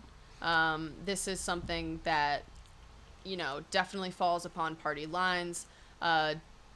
Democrats usually lean more towards, or I'm sorry, did I say Republican-backed? Yes. I meant Republican-backed. Okay. Yeah. Democrats lean towards investing in the public school system, whereas Republicans lean towards privatization of schools in general. Can both not exist? Well, in this situation, because this is legislation. I'm actually trying to be clear. Both systems of schooling have existed for a long time. However, because public schools already have their fund of tax-paying, citizens, an allocation from city governments, typically public schools are not given these same types of opportunities when it comes to this $300 million injection of funds. Right. From other students. And that's there's why also Kev's donation was specific. There's also the criticism that how much is sending one of these students to a private school really going to help them in the long run in terms of their future. Even if you go to a private school, if you still grow up in one of these, Philadelphia communities that are not great, you're still going to be subject to the same types of temptations outside of that school. So there's definitely critics that, say that this is also not enough. And if you've been in public school and you get sent to one of these private schools when you're almost done, you may not be equipped with the skills to be able to, perform at the same type of level that you need to, in one of these private schools. So there's also that criticism as well. I don't like any of that one. That whole list, that last list you gave of why it's not going to be a good thing, I disagree with. I think that no matter what happens, right, when you put people in a different environment, in a more strenuous situation, everybody's not going to make it. Some people are going to fall through those cracks, but they might fall back to where they're supposed to be or where they need to be to get where they need to go in life. Might be their neighborhood school again, right? But at the same time, to say like, well, they wouldn't be equipped enough or they wouldn't this, that, and third, this is a challenge that them and their families are going to have to take on. And a lot of people have succeeded through such. The storyline that's in ATL, when he talks about his homie that went to the other school and played golf and all of that, that's a real thing in our community where some of our best friends get an opportunity to go elsewhere. And they're successful. And even if they wind up back with us at some point, whether that's in school, high school or college, they're bringing a different kind of conversation and energy to the community. I think that to restrict that based on those things doesn't make sense to me. I think that the argument about how much more and more and how much is enough and all of that, no, it's never enough. Not for this community, not for these communities, not for communities like the one in my city. It's never enough. There has to be more. That's why I asked if multiple things could exist in this situation. Like, does this legislation going through mean that the Democrats' plan to invest into the public schools can't? For the most part, yes. And that's where the problem lies. And that's where the confusion is, because ultimately something has to happen. Somebody has to interject or inject something into this situation very soon and very largely. 300 million is exciting because it's 300 million. But we also have the soda tax in Philadelphia and Pennsylvania that was supposed to go to schools, right? And I don't know what the hell happened with that. So it's like all of this stuff seems crazy. So when you attach a Rock Nation to it, I know what they're doing. They're making it appeal to our community. But the reason that Rock Nation appeals to our community is because it's a brand we trust. We believe that 300 million will be overseen. That's the problem. All of these things they pass, if they pass something for public schools, we just seen public schools lose millions of dollars and couldn't figure out how they lost it. Philadelphia School District, we seen it a few years ago. Remember? Mm-hmm. So it's like, it's like politics to the ghetto. No matter what y'all do, I'm gonna be broke. So if y'all say y'all adding something, I'm gonna celebrate it. I don't know the logistics of it. And I don't know that the fact that you say that this is not better than that makes a difference when that never really gets to us. So put some more kids in Catholic and I've been in private, public, and Catholic school in Philadelphia. Ask me if it's a difference. Is there a difference? Absolutely. My perspective on life, especially going into college, was way different than it would have been if I just remained amongst the people that I grew up in the neighborhood with. And that's the thing. Neighborhood schools are usually neighborhood schools unless they have certain programs, and a lot of those programs are being cut. But there's magnet schools and there's schools with magnet programs, and they might accept kids from other places. But ultimately, if you in a school outside your neighborhood, you probably did something to wind up there. If it's not a program. So you think the way that you've been thinking. You see what you've been seeing. It takes into you an adult to realize, like, yo, we be tripping. I be tripping. Philly crazy. Like, you don't even dig all of that. You just go with it. You just go with it. These kids are having riots in their schools.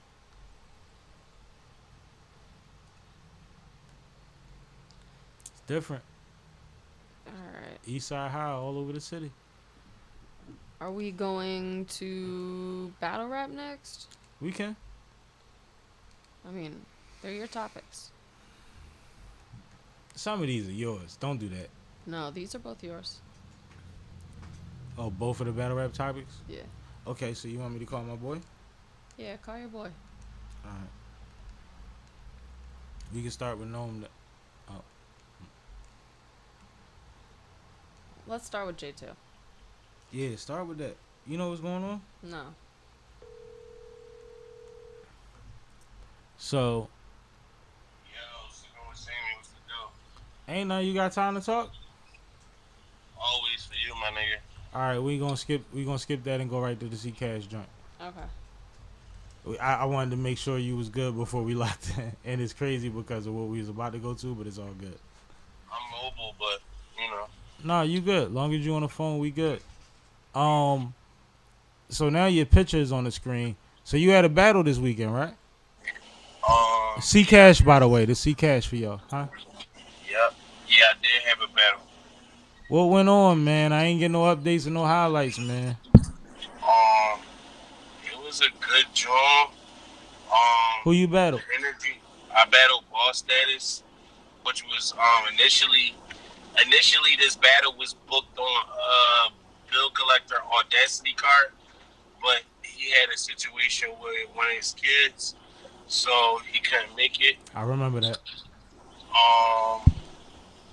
So I think the battle went good as far as both of us having clean material.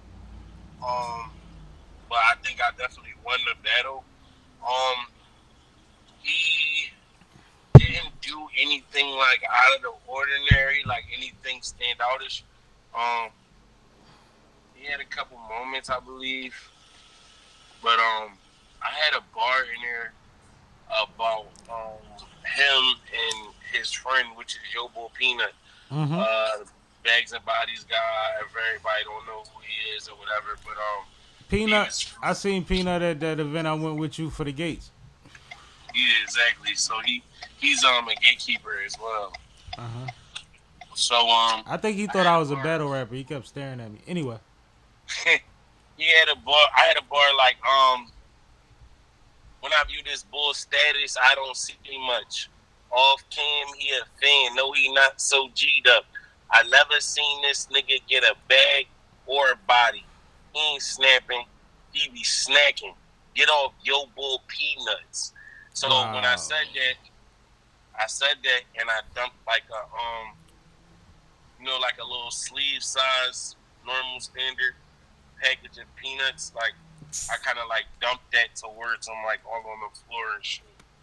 Salted, unsalted, honey roasted. I think they was salted. Salty nuts.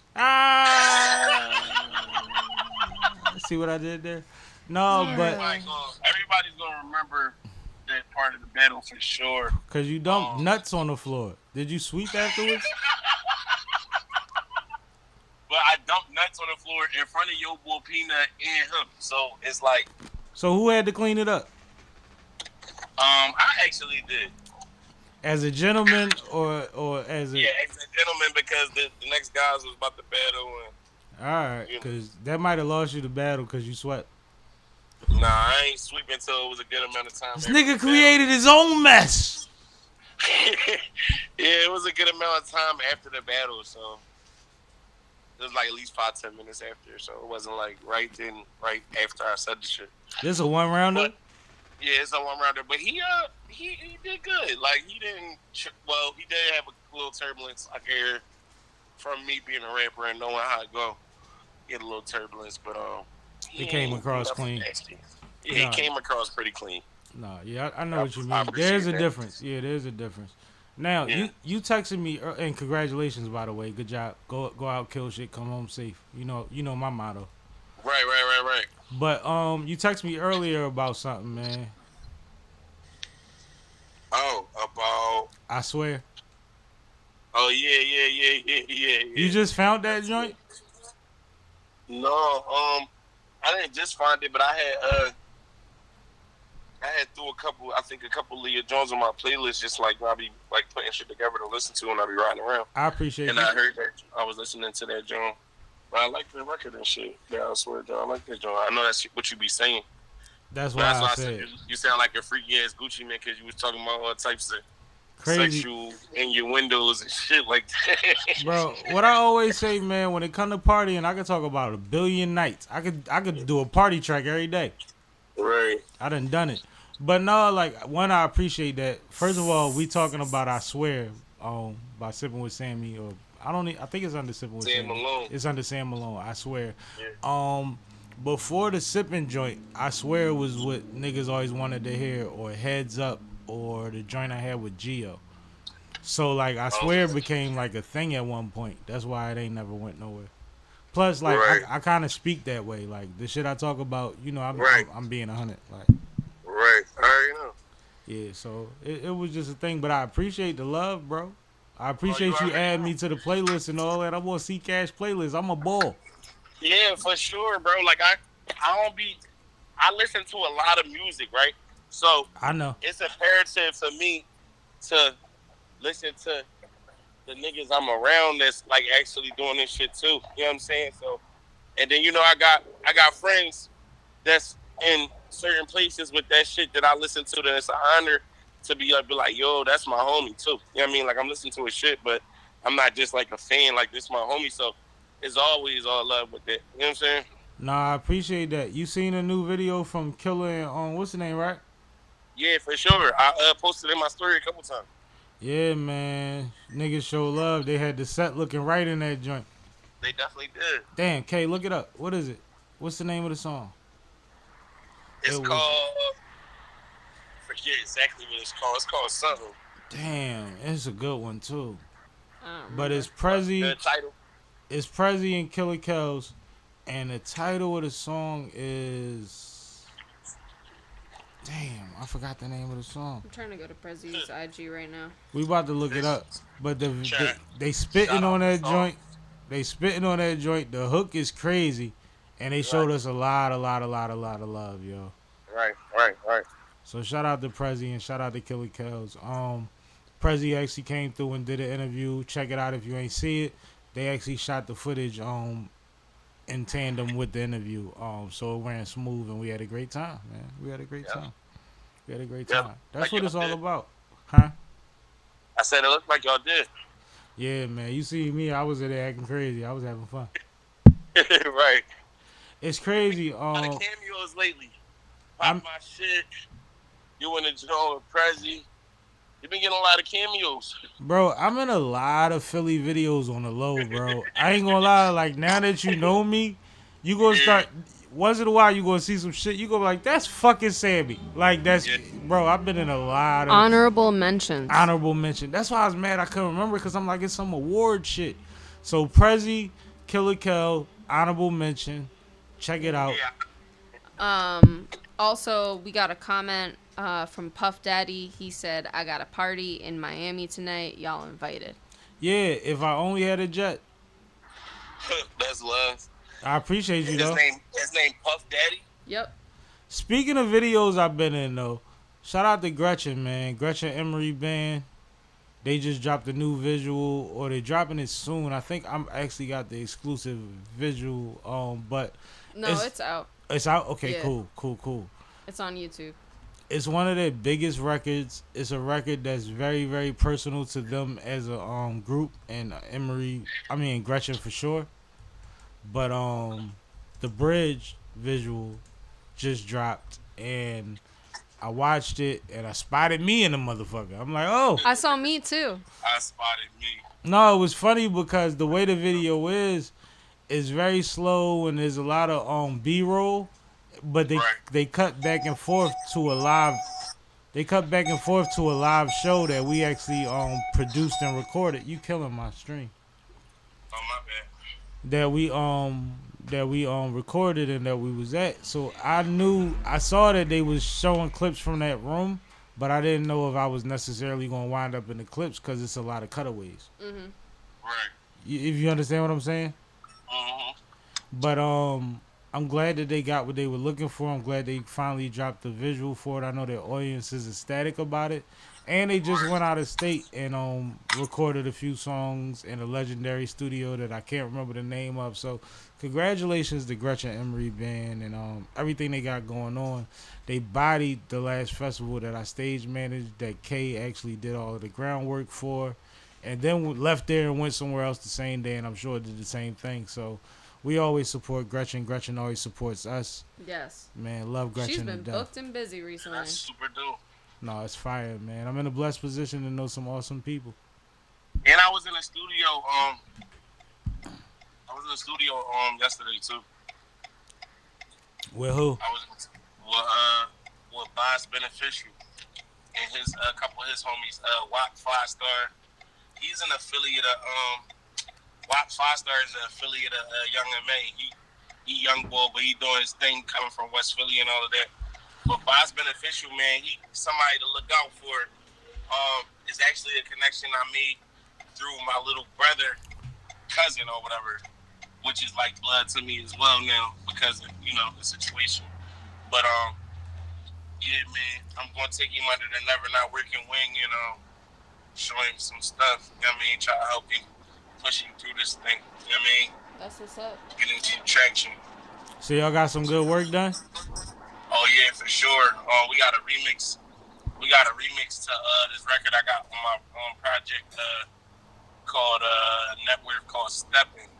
He jumped on that one, and I'm trying to get another feature on it as well, just for the remix aspect. You feel me? And then I just did another record. Matter of fact, remember that beat that crazy up tempo joint that Ace had played for us when we was in the studio, and then he played the other record, which became Fill My Cup. Yeah. Yeah, I got that joint. It's gonna be called Meet and Greet. That joint, I just finished that. Well, my verse and my hook So I might be doing a feature on that one too. Might be somebody, somebody in the gang. Might be somebody outside the gang. Who knows? Might be But, me. Oh, my bad. right. Yeah, for sure. No, But, I mean whatever makes sense, man. You know how I play. yeah, but definitely. I'll go on there and just say yup and sit back down. You know For me. sure. For sure. But yeah, so that felt good. That's what's up, man. I'm glad that you working, man. I like it, man. You doing your thing, man. You building momentum. You running your marathon. I appreciate it, man. I'm definitely trying my hardest too. And I ain't gonna lie, this month kind of hard because little bro birthday is the 19th, and he will be 27 this year. Right. So it's been 4 years that he been going, and it's like funny. It's kind of ironic to me that I get this young energy around me again. Right. I know what you mean. And it's somebody that directly knew my little brother and hung around him, and and fellowship with him. So it's almost like his spirit, Just be careful. Just be careful. Know that make sure he know loyalty as much as you think he should. No, for sure. But it's crazy. Like he the same age as bro was when he passed and shit. Crazy. I mean, and I've seen that happen before, man. It's a thing. It's a thing. Every man on his own merit, though. Yeah. But no. That's the goal for us anyway. Is as somewhat of elders, and I mean, out here in this game or whatever, like trying, in our own way, try to shape the universe a little bit. You know what I'm saying? Shout out Son of the 215. Shout out Lovely Lay Beach. Shout out Rhythm HB. The list is crazy. Yeah, I know. The list is crazy. I know. The list is crazy. But no, we in a blessed position to do so. So I'm proud of you for doing what you do, bro. Yeah, same to you, bro, for sure. But I'm gonna let you go, and we gonna get back to these topics. You ain't that important. Man, you already know I'm gonna be in the comments, baby. My I nigga. am that important. You are. I'm just fucking with you. Appreciate you, bro. Appreciate you, Sammy. You already know. Hi, Kay. Hey. And say what's up to the family for me. Love y'all. Always. Same here, bro. Got you. All right. All right, one. Oh man, give it up for my man C Cash, man. I don't think I think I always say we in a privileged position, right? But with that, I think a lot of people don't realize what momentum looks like. They have to, how people be like, they don't want to support you until everybody else supports you. I don't think people know what building and growing and laying your seed down the right way type of things look like. And the people that we talk about and talk to on a regular basis, and along with C Cash, he's one of them. That's what they doing. They are building their momentum at their own dime, expense, energy, and they doing it at a high level. So you gotta support that, man. You gotta support that. As much as I fuck with Cash, he's working. Mm-hmm. And being a great father at the same time. So, because Father's Day coming up, I can't not say it. But no, awesome brother. Where we going now? I guess we gotta go back to J2. Let's go to J2. I hate that his part was surrounded by J2, but I apologize, bro. It is what it is. That's where we was at. All right.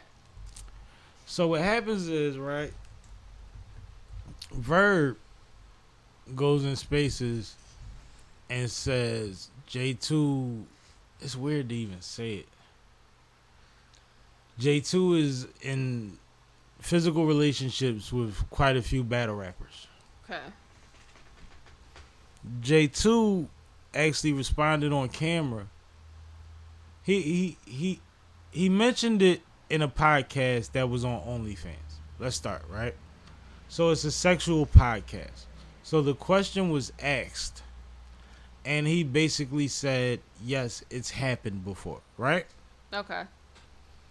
So the interview, when he's explaining himself, he says, I'm not here to out nobody or do no weird shit like that, is a quote. Mm-hmm. He says, but what's crazy to me is, let's say generously, there's only 800 battle rappers. He said, you think the only ones that's gay is the ones that say they are? No. And I, like, simply put, hell no. Right. But when everything about, like, first of all, hip hop is bravado. So battle rap is super duper duper quadruple bravado, right? Mm-hmm. So you kind of like don't even account for it. Like J2 coming in and being open and honest about whatever he wants to do was a thing that people thought was going to hold J2 back. And in some ways it may have, but he's so talented. He's been getting the battles he's won. And he did bags and bodies and all of that shit. Done tournaments, right? Mm-hmm. So it's like he's fire regardless. And one thing he always said when he came into battle rap was that he didn't come in here to be that bull. He's not going to take what y'all say about his sexuality or how y'all treat him personally, and he'll never be somebody, and this is out of his mouth, that if y'all get into it, says it's a hate crime because he considers himself a man first. Right. So, I think he's pretty consistent in his approach of, I just want y'all to stop being stupid and acting like some of y'all favorites might not be the bull. But at the same time, it's not my position to be the one to tell y'all who's who. And I think that that's strange but fair to say. Because he's playing the safest role he could play in his position. And it seems to be genuine. Because I ain't going to lie, that would be his downfall.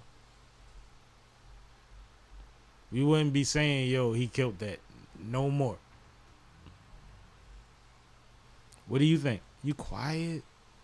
I mean, I don't really have much to say about this. Like, who didn't know that J2 probably fucked some folks in battle rap? Nobody wanted to think about it, Kay. I think that's probably more the point than whether he has or hasn't. Well, it is what it is. At this point, it is. Yeah. I don't have much to say. It's been brought up, talked about, and confirmed. So it is what it is, man. But Yep. I ain't here to speculate. All right. I know some battle rappers, but Let's move on. is this a K topic? Oh, Sam topic. All right. So,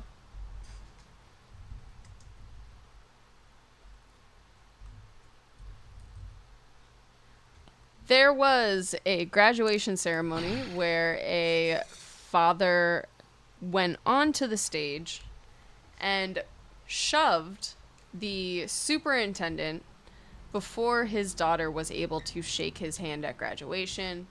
Additionally, the father was white. The superintendent was black. It did not look good at all. So I did do a little bit of extra research into this. It turns out that the father had pre-existing issues with said superintendent regarding some specific policy. Over bullying.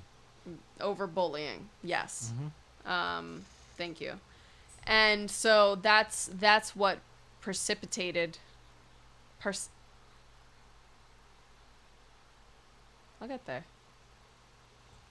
Precipitated. This entire encounter.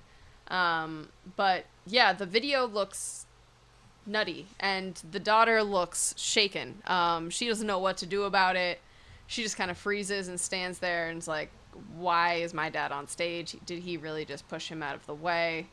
Why is my moment now his? Yeah. So what are your thoughts? I think that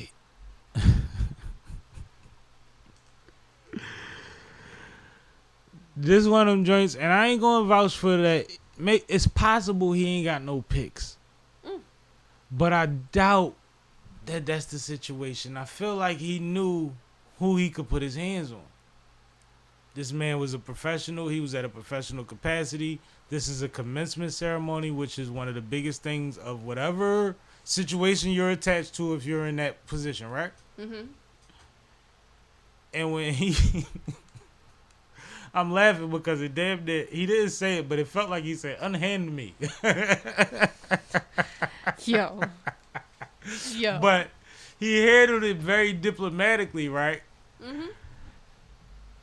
Where he should have got bounced out of there, whether I did it or the constituents next to me, because why am I being assaulted on the stage? Right. Right? Which ultimately he was escorted off of school property, but it No, he did should've- not make the scene that it should have made. Did you hear the word bounce? No. I said he should have been bounced. Yes. But right after that, we hear that the black gentleman had a restraining order out. He was approved for a restraining order against the father. Later, we found out that the father was identified and arrested. Yep. What do you think's going to happen? Absolutely nothing. Oh, shit. I didn't know you was going to say that. Something has to happen because it's a national story? No. No? No. Because I think, like, this one of them situations where they give him a light slap on the wrist, and then later on, they take it away. Or he gets off of whatever punishment early. I feel like it's one of Sure. those. Maybe. I feel like it's one of those. I think he'll get a fine or some community service. I hope he loses his job. I feel like this to me just like screamed they're in the South. So probably not. But it's wild. Like, you just walk that man off the stage. Like, what's wrong with you? That's kidnapping. Yeah. That was crazy. What is it, 4 feet beyond my will? 3 feet? Like, that's kidnapping. Don't touch me. I got the right to monkey flip you. Stupid. That's crazy. Now I feel like I'm from the Bronx. Alright, what we doing? So, one of my topics. I wanted to talk about a summer movie roundup. Summer is the most popular time for new movie releases. And this summer has quite a few big names, starting, of course, with Bad Boys 4, which just came out, or is about to come out. It's out. It's out, okay. So, the graphic has anticipated release dates, so obviously they're a little off at this point. But also set to come out this summer, Inside Out 2, Despicable Me 4, Twisters, which is a remake of the original Twisters film, Deadpool, Alien, Beetlejuice. So it's set to be quite a impactful summer, especially coming off of the writer strike and then the actor strike that happened back in 2022 and 2023. So, what are you most excited to see this summer, and are you going to be taking a trip to the movies? Did you say Aliens and Beetlejuice? Yes, Beetlejuice is coming out sometime in the late summer, early fall. I'm not gonna lie. It intrigues me just from the way that they promote it, right? Yep. I also don't know if I would like it, but it's intriguing. I think that it's gonna make some money. Ghostbusters, what they've been doing lately with the Ghostbusters remakes, I'm not really mad at. The legacy type of thing that they've been pulling off and all of that, and this being another angle or branch of such, expanding the brand in a different way. I'm not mad at it. I think it'll probably be cool. Not something I would run to the movies for. Despicable Me 4 is going to be hilarious. Yep. Despicable Me is what Despicable Me is, right? I'm excited for Inside Out too. Inside Out, which is something that I've actually heard therapists refer to when they need to use examples of what helps people in this climate. They say, well, I heard there's a second one coming out this summer, but you ever see Inside Out? Yes. So I'm really excited about what this will just do for community. And Inside Out 1 was actually a great movie. Yeah, absolutely. Actually, my last job, the kids there that actually probably needed it watched it all the time. Yeah. Bad Boys 4, I told you I'm excited about that. I've heard great things about that. What am I missing? What's Fedora? I don't know. Top next to If. Mad Max. And what's on the other side? Oh, that's Mad Max. Mad Max and then Planet of the Apes. That Mad Max joint probably gonna be crazy. Anybody that's a Mad Max fan knows they really don't really. I think they only missed once, yo. Yeah. And Mad Max is a old franchise. So I actually saw a Mad Max car in person like a week ago, Joker movie comes out this year too. which should be stupid because the last one was crazy. Yep. So it's gonna be. I feel like it's a stacked year this year for movies. I kind of want to get to the drive-ins at some point over the summer. Have you ever been to the drive-ins? Not since I was young. All right, we definitely gotta make that happen. Can I tell you something though? This proves my point. What? There's only big budget and damn near independent. After the strike, everything we getting is blockbusters, right? Not saying there's not other movies coming out, but where they spending their coin at? Remixing the franchises that been popping.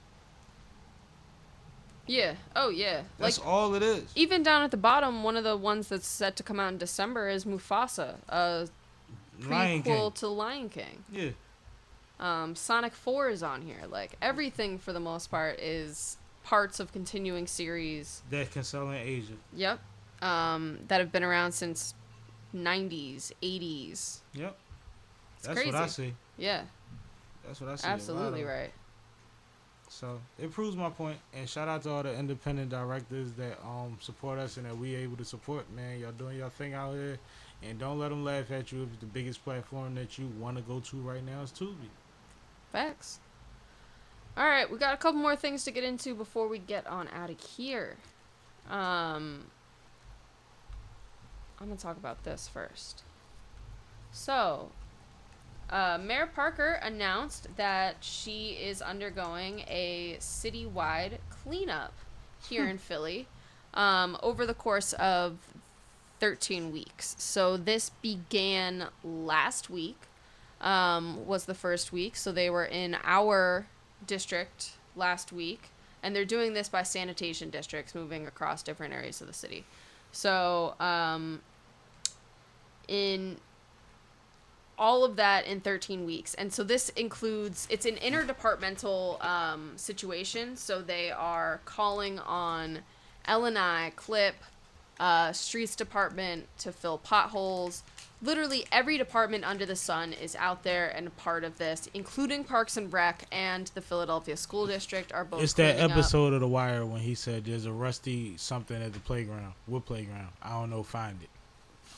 There's a leaky fire hydrant. Where is it at? I don't know. Find it. This is what's happening. It's calling all cars. Yeah. So, I went to the press event for the citywide cleanup itself. Oh. It was definitely, a bunch of people from the city getting together and celebrating one another. But one of the things that they also made very clear is that this is just the first step in what is going to be a much larger process. So the city recently formed a clean and green cabinet that is made up of various clean and green stakeholders from across the city, whether that's folks who manage business improvement districts, folks who work for various city agencies that do cleaning, Philly Tracks, Futures, all of the workforce development organizations, things of that nature. So this task force kind of got together and came up with, or assisted in coming up with this plan. So you can think of this as kind of the initial deep clean that the city is undergoing before the rest of the clean and green initiatives start to take form. So after this is done, this is set to be 13 weeks, like Right. I said, it should take Right. the entire summer. But after this is done, Mayor Parker made it very clear that this is not going to be a one and done situation. She is promised to kind of maintain this type of cleanliness, whether by doing more, making this either an annual thing where they do this, annually every summer, or creating other initiatives where there's more street cleaning throughout Philadelphia. So for those of you who are not familiar with Philly, currently there are very few streets in Philadelphia that get city provided street cleaning. Literally like under 30 streets. So it is very, very unlikely that you live on a street that does get street cleaning. And even those that do have street cleaning, it was all started within the last 2 to 3 years. So even just seeing a focus on cleaning here in Philly from politicians is something that's relatively new. We have been called Philadelphia, so it's very nice to see this North Filthy. Yeah, this sort of initiative taking place. But, you know, there's also a lot of skepticism on the behalf of the public in terms of what this is going to look like. Because also coming with these cleanups are going to be an uptick in violations being written by L&I on vacant properties or properties that are not maintained up to par. So, of course, with any cleanup, it is a double-edged sword. And as we mentioned a few weeks ago with the Kensington cleanup, there's always unintended side effects that come with it, or in some cases, intended ones. So it's interesting to see how this will end up shaping up. I do need to applaud Mayor Parker in taking initiative and making clear, visible action. I think that something that a lot of her predecessors in recent years have lacked is clear, visible action here in Philadelphia. And I know that myself as a citizen of Philadelphia and plenty of others are seeing this as a welcome change, to at least have action and, you know, to be trying new solutions. So, what are your thoughts on this citywide cleanup, Sam? Now that they're cleaning your block, you're going to have your inspection stickers up to date. You're going to have to move your car all the time. And on top of that, they're going to pull you over now because of tinted windows. Yes. All of that is true. Everybody in the city is going to fucking start staying in their damn house. And I guess that's what they want. But I drive SUVs. And I don't believe in fucking aquariums when I drive. So my vehicles are tinted. And I feel like tinting windows and running down every street and cleaning every street, as much as it might be productive, as you alluded to earlier, can very much be targeted. Yes. And you're targeting people that cannot afford the things that they are neglecting. Yes. There's a lot of people in the world that try to get over, but a majority of the world is not criminals. Absolutely. Especially in a city like ours, when people are literally foot to mouth, hand to foot, trying to get over, trying to get by, trying to make it to their next meal. When people are we just watched the news say that people getting scammed for their benefits, for SNAP benefits. They getting scammed for the money to provide food for their household. Everybody's not a criminal. That's my point on it. Speaking of criminals, Let's do it. let's talk about Trump. Did you see this shit? You know, I read about it, but I did not see it. Oh, man. I heard it. Please, enlighten us then. He was literally up there just... Let me see if I can find it, yo. He was just talking. Like, it was so crazy because he doesn't sound coherent anymore. And he's been running off of making sure that we think Biden is too old. But you think he's the one that might be too old now? I think something happened. He might have got a citizen and got a stroke.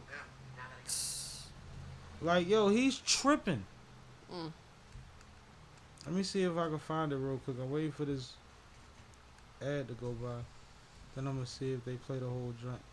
Not even a little bit. Here we go. And I think it was the This from The View, by the way. 110-degree heat Shout out in to The View. Vegas that really got to This him. in Vegas. Take a look.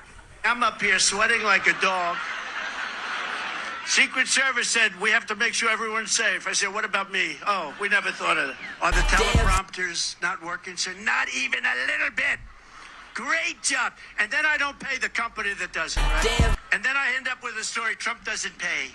I don't pay contractors that do a job. And that's a Damn. job. You're in the boat, and you have this tremendously powerful battery, and the battery's now underwater, and there's a shark that's approximately 10 yards over there. The boat is sinking. Do I stay on top of the boat and get electrocuted, or do I jump over by the shark and not get electrocuted? I'll take electrocution every single time. I'm not getting near the shark. Oh my god. What? That's enough. Yeah, like, I think the Manchurian Candidate is shortened. And if y'all never seen the Manchurian Candidate, and I've been saying this since before Bull got in office, it's part of the reason I knew he could get in office when everybody was in denial, is because I saw a report that said whoever spends the most money on the next presidential race will win. And I saw the Manchurian Candidate years before that. That's why I knew it was probably going to happen. Just like I knew the Lakers was going to get LeBron. Like, this stuff is like, it is what it is. So, what do you think about what you just heard? I think that was absurd. But everything that comes out of his mouth is absurd, so I'm just over listening at this point. It was more than that. That's the clip that the view, and everybody that played a different clip. I just tried to find the quickest one that I thought might have had a balance to it, you know? Mm-hmm. Because some of them didn't play the shark joint. So I thought the shark one was funny. But, it's like, at this point, it's a cult. If you don't realize that everything that he's used, he's now defending. The same things he's used to destroy people, he's defending because he's in that position. Yeah. If you don't realize that this man moves the goalpost so much that he could not possibly care about you. There's a point in that speech where he said, they don't worry about me, they're worried about you, but you know what? I need y'all to be able to make it to the polls. I don't care about you, just make sure you can come vote for me. He literally said, I don't care about you, just make sure you can come vote for me. In that same speech. And I'm not saying that's a direct quote, but that's what he said.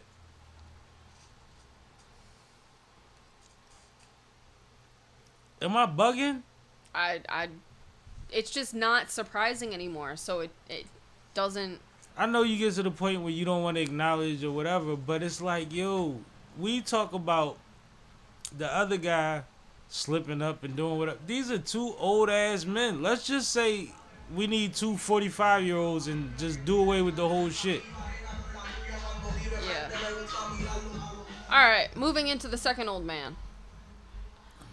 So last week, we talked about how he was ending asylum because of the sheer number of migrants that are trying to enter the border. And so that did go into effect last week, last Wednesday. It was implemented. And so for folks who have tried to cross since last Wednesday, what happens is they are immediately deported, but not just deported.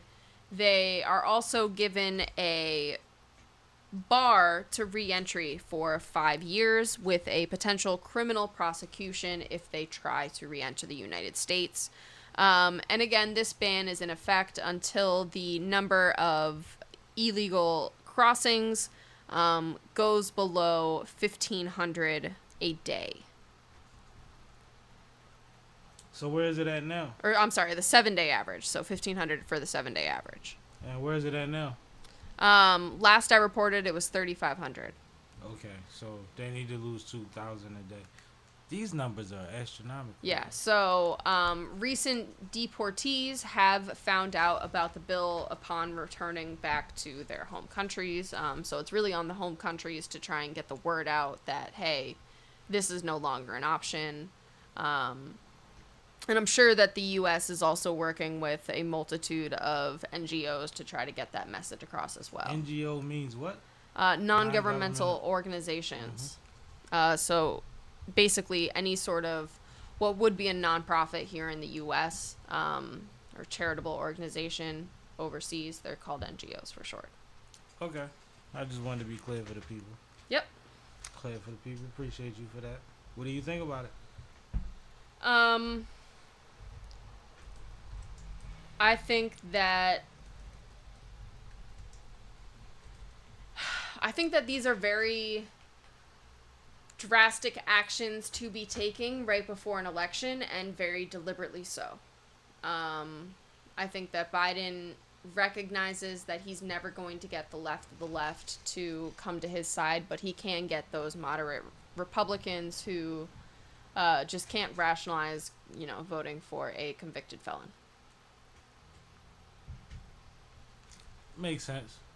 And I think that Biden is under a lot of political pressure to do something about immigration specifically, and it is what it is. I think that the pressure put on handling the immigration situation the way that you put it, the reason that he would have to address it, I think that people that, how do I word this?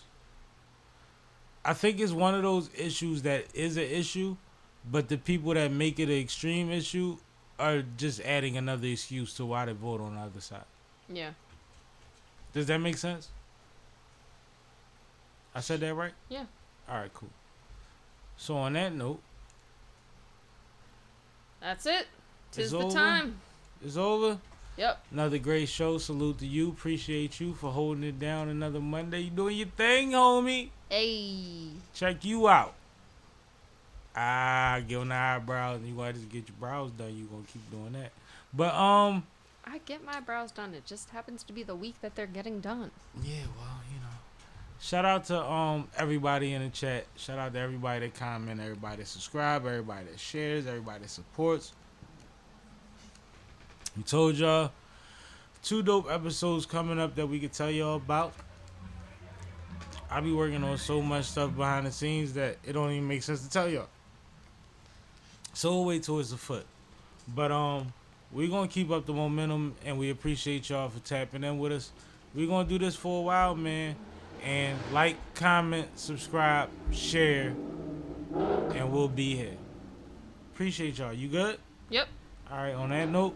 Sippin', I'm sippin', I'm sippin', I'm sippin', I'm sippin', I'm sippin', I'm sippin', I'm sippin'. This is Sippin' with Sammy. I am Mr. Fly Shit Only, the one and only Sippin' with Sammy, Sam Malone, Barstool Rug. If you ain't sippin' with Sammy, you ain't sippin' right. Please get your fucking life together. This is Damn, Sammy, you done fucked up.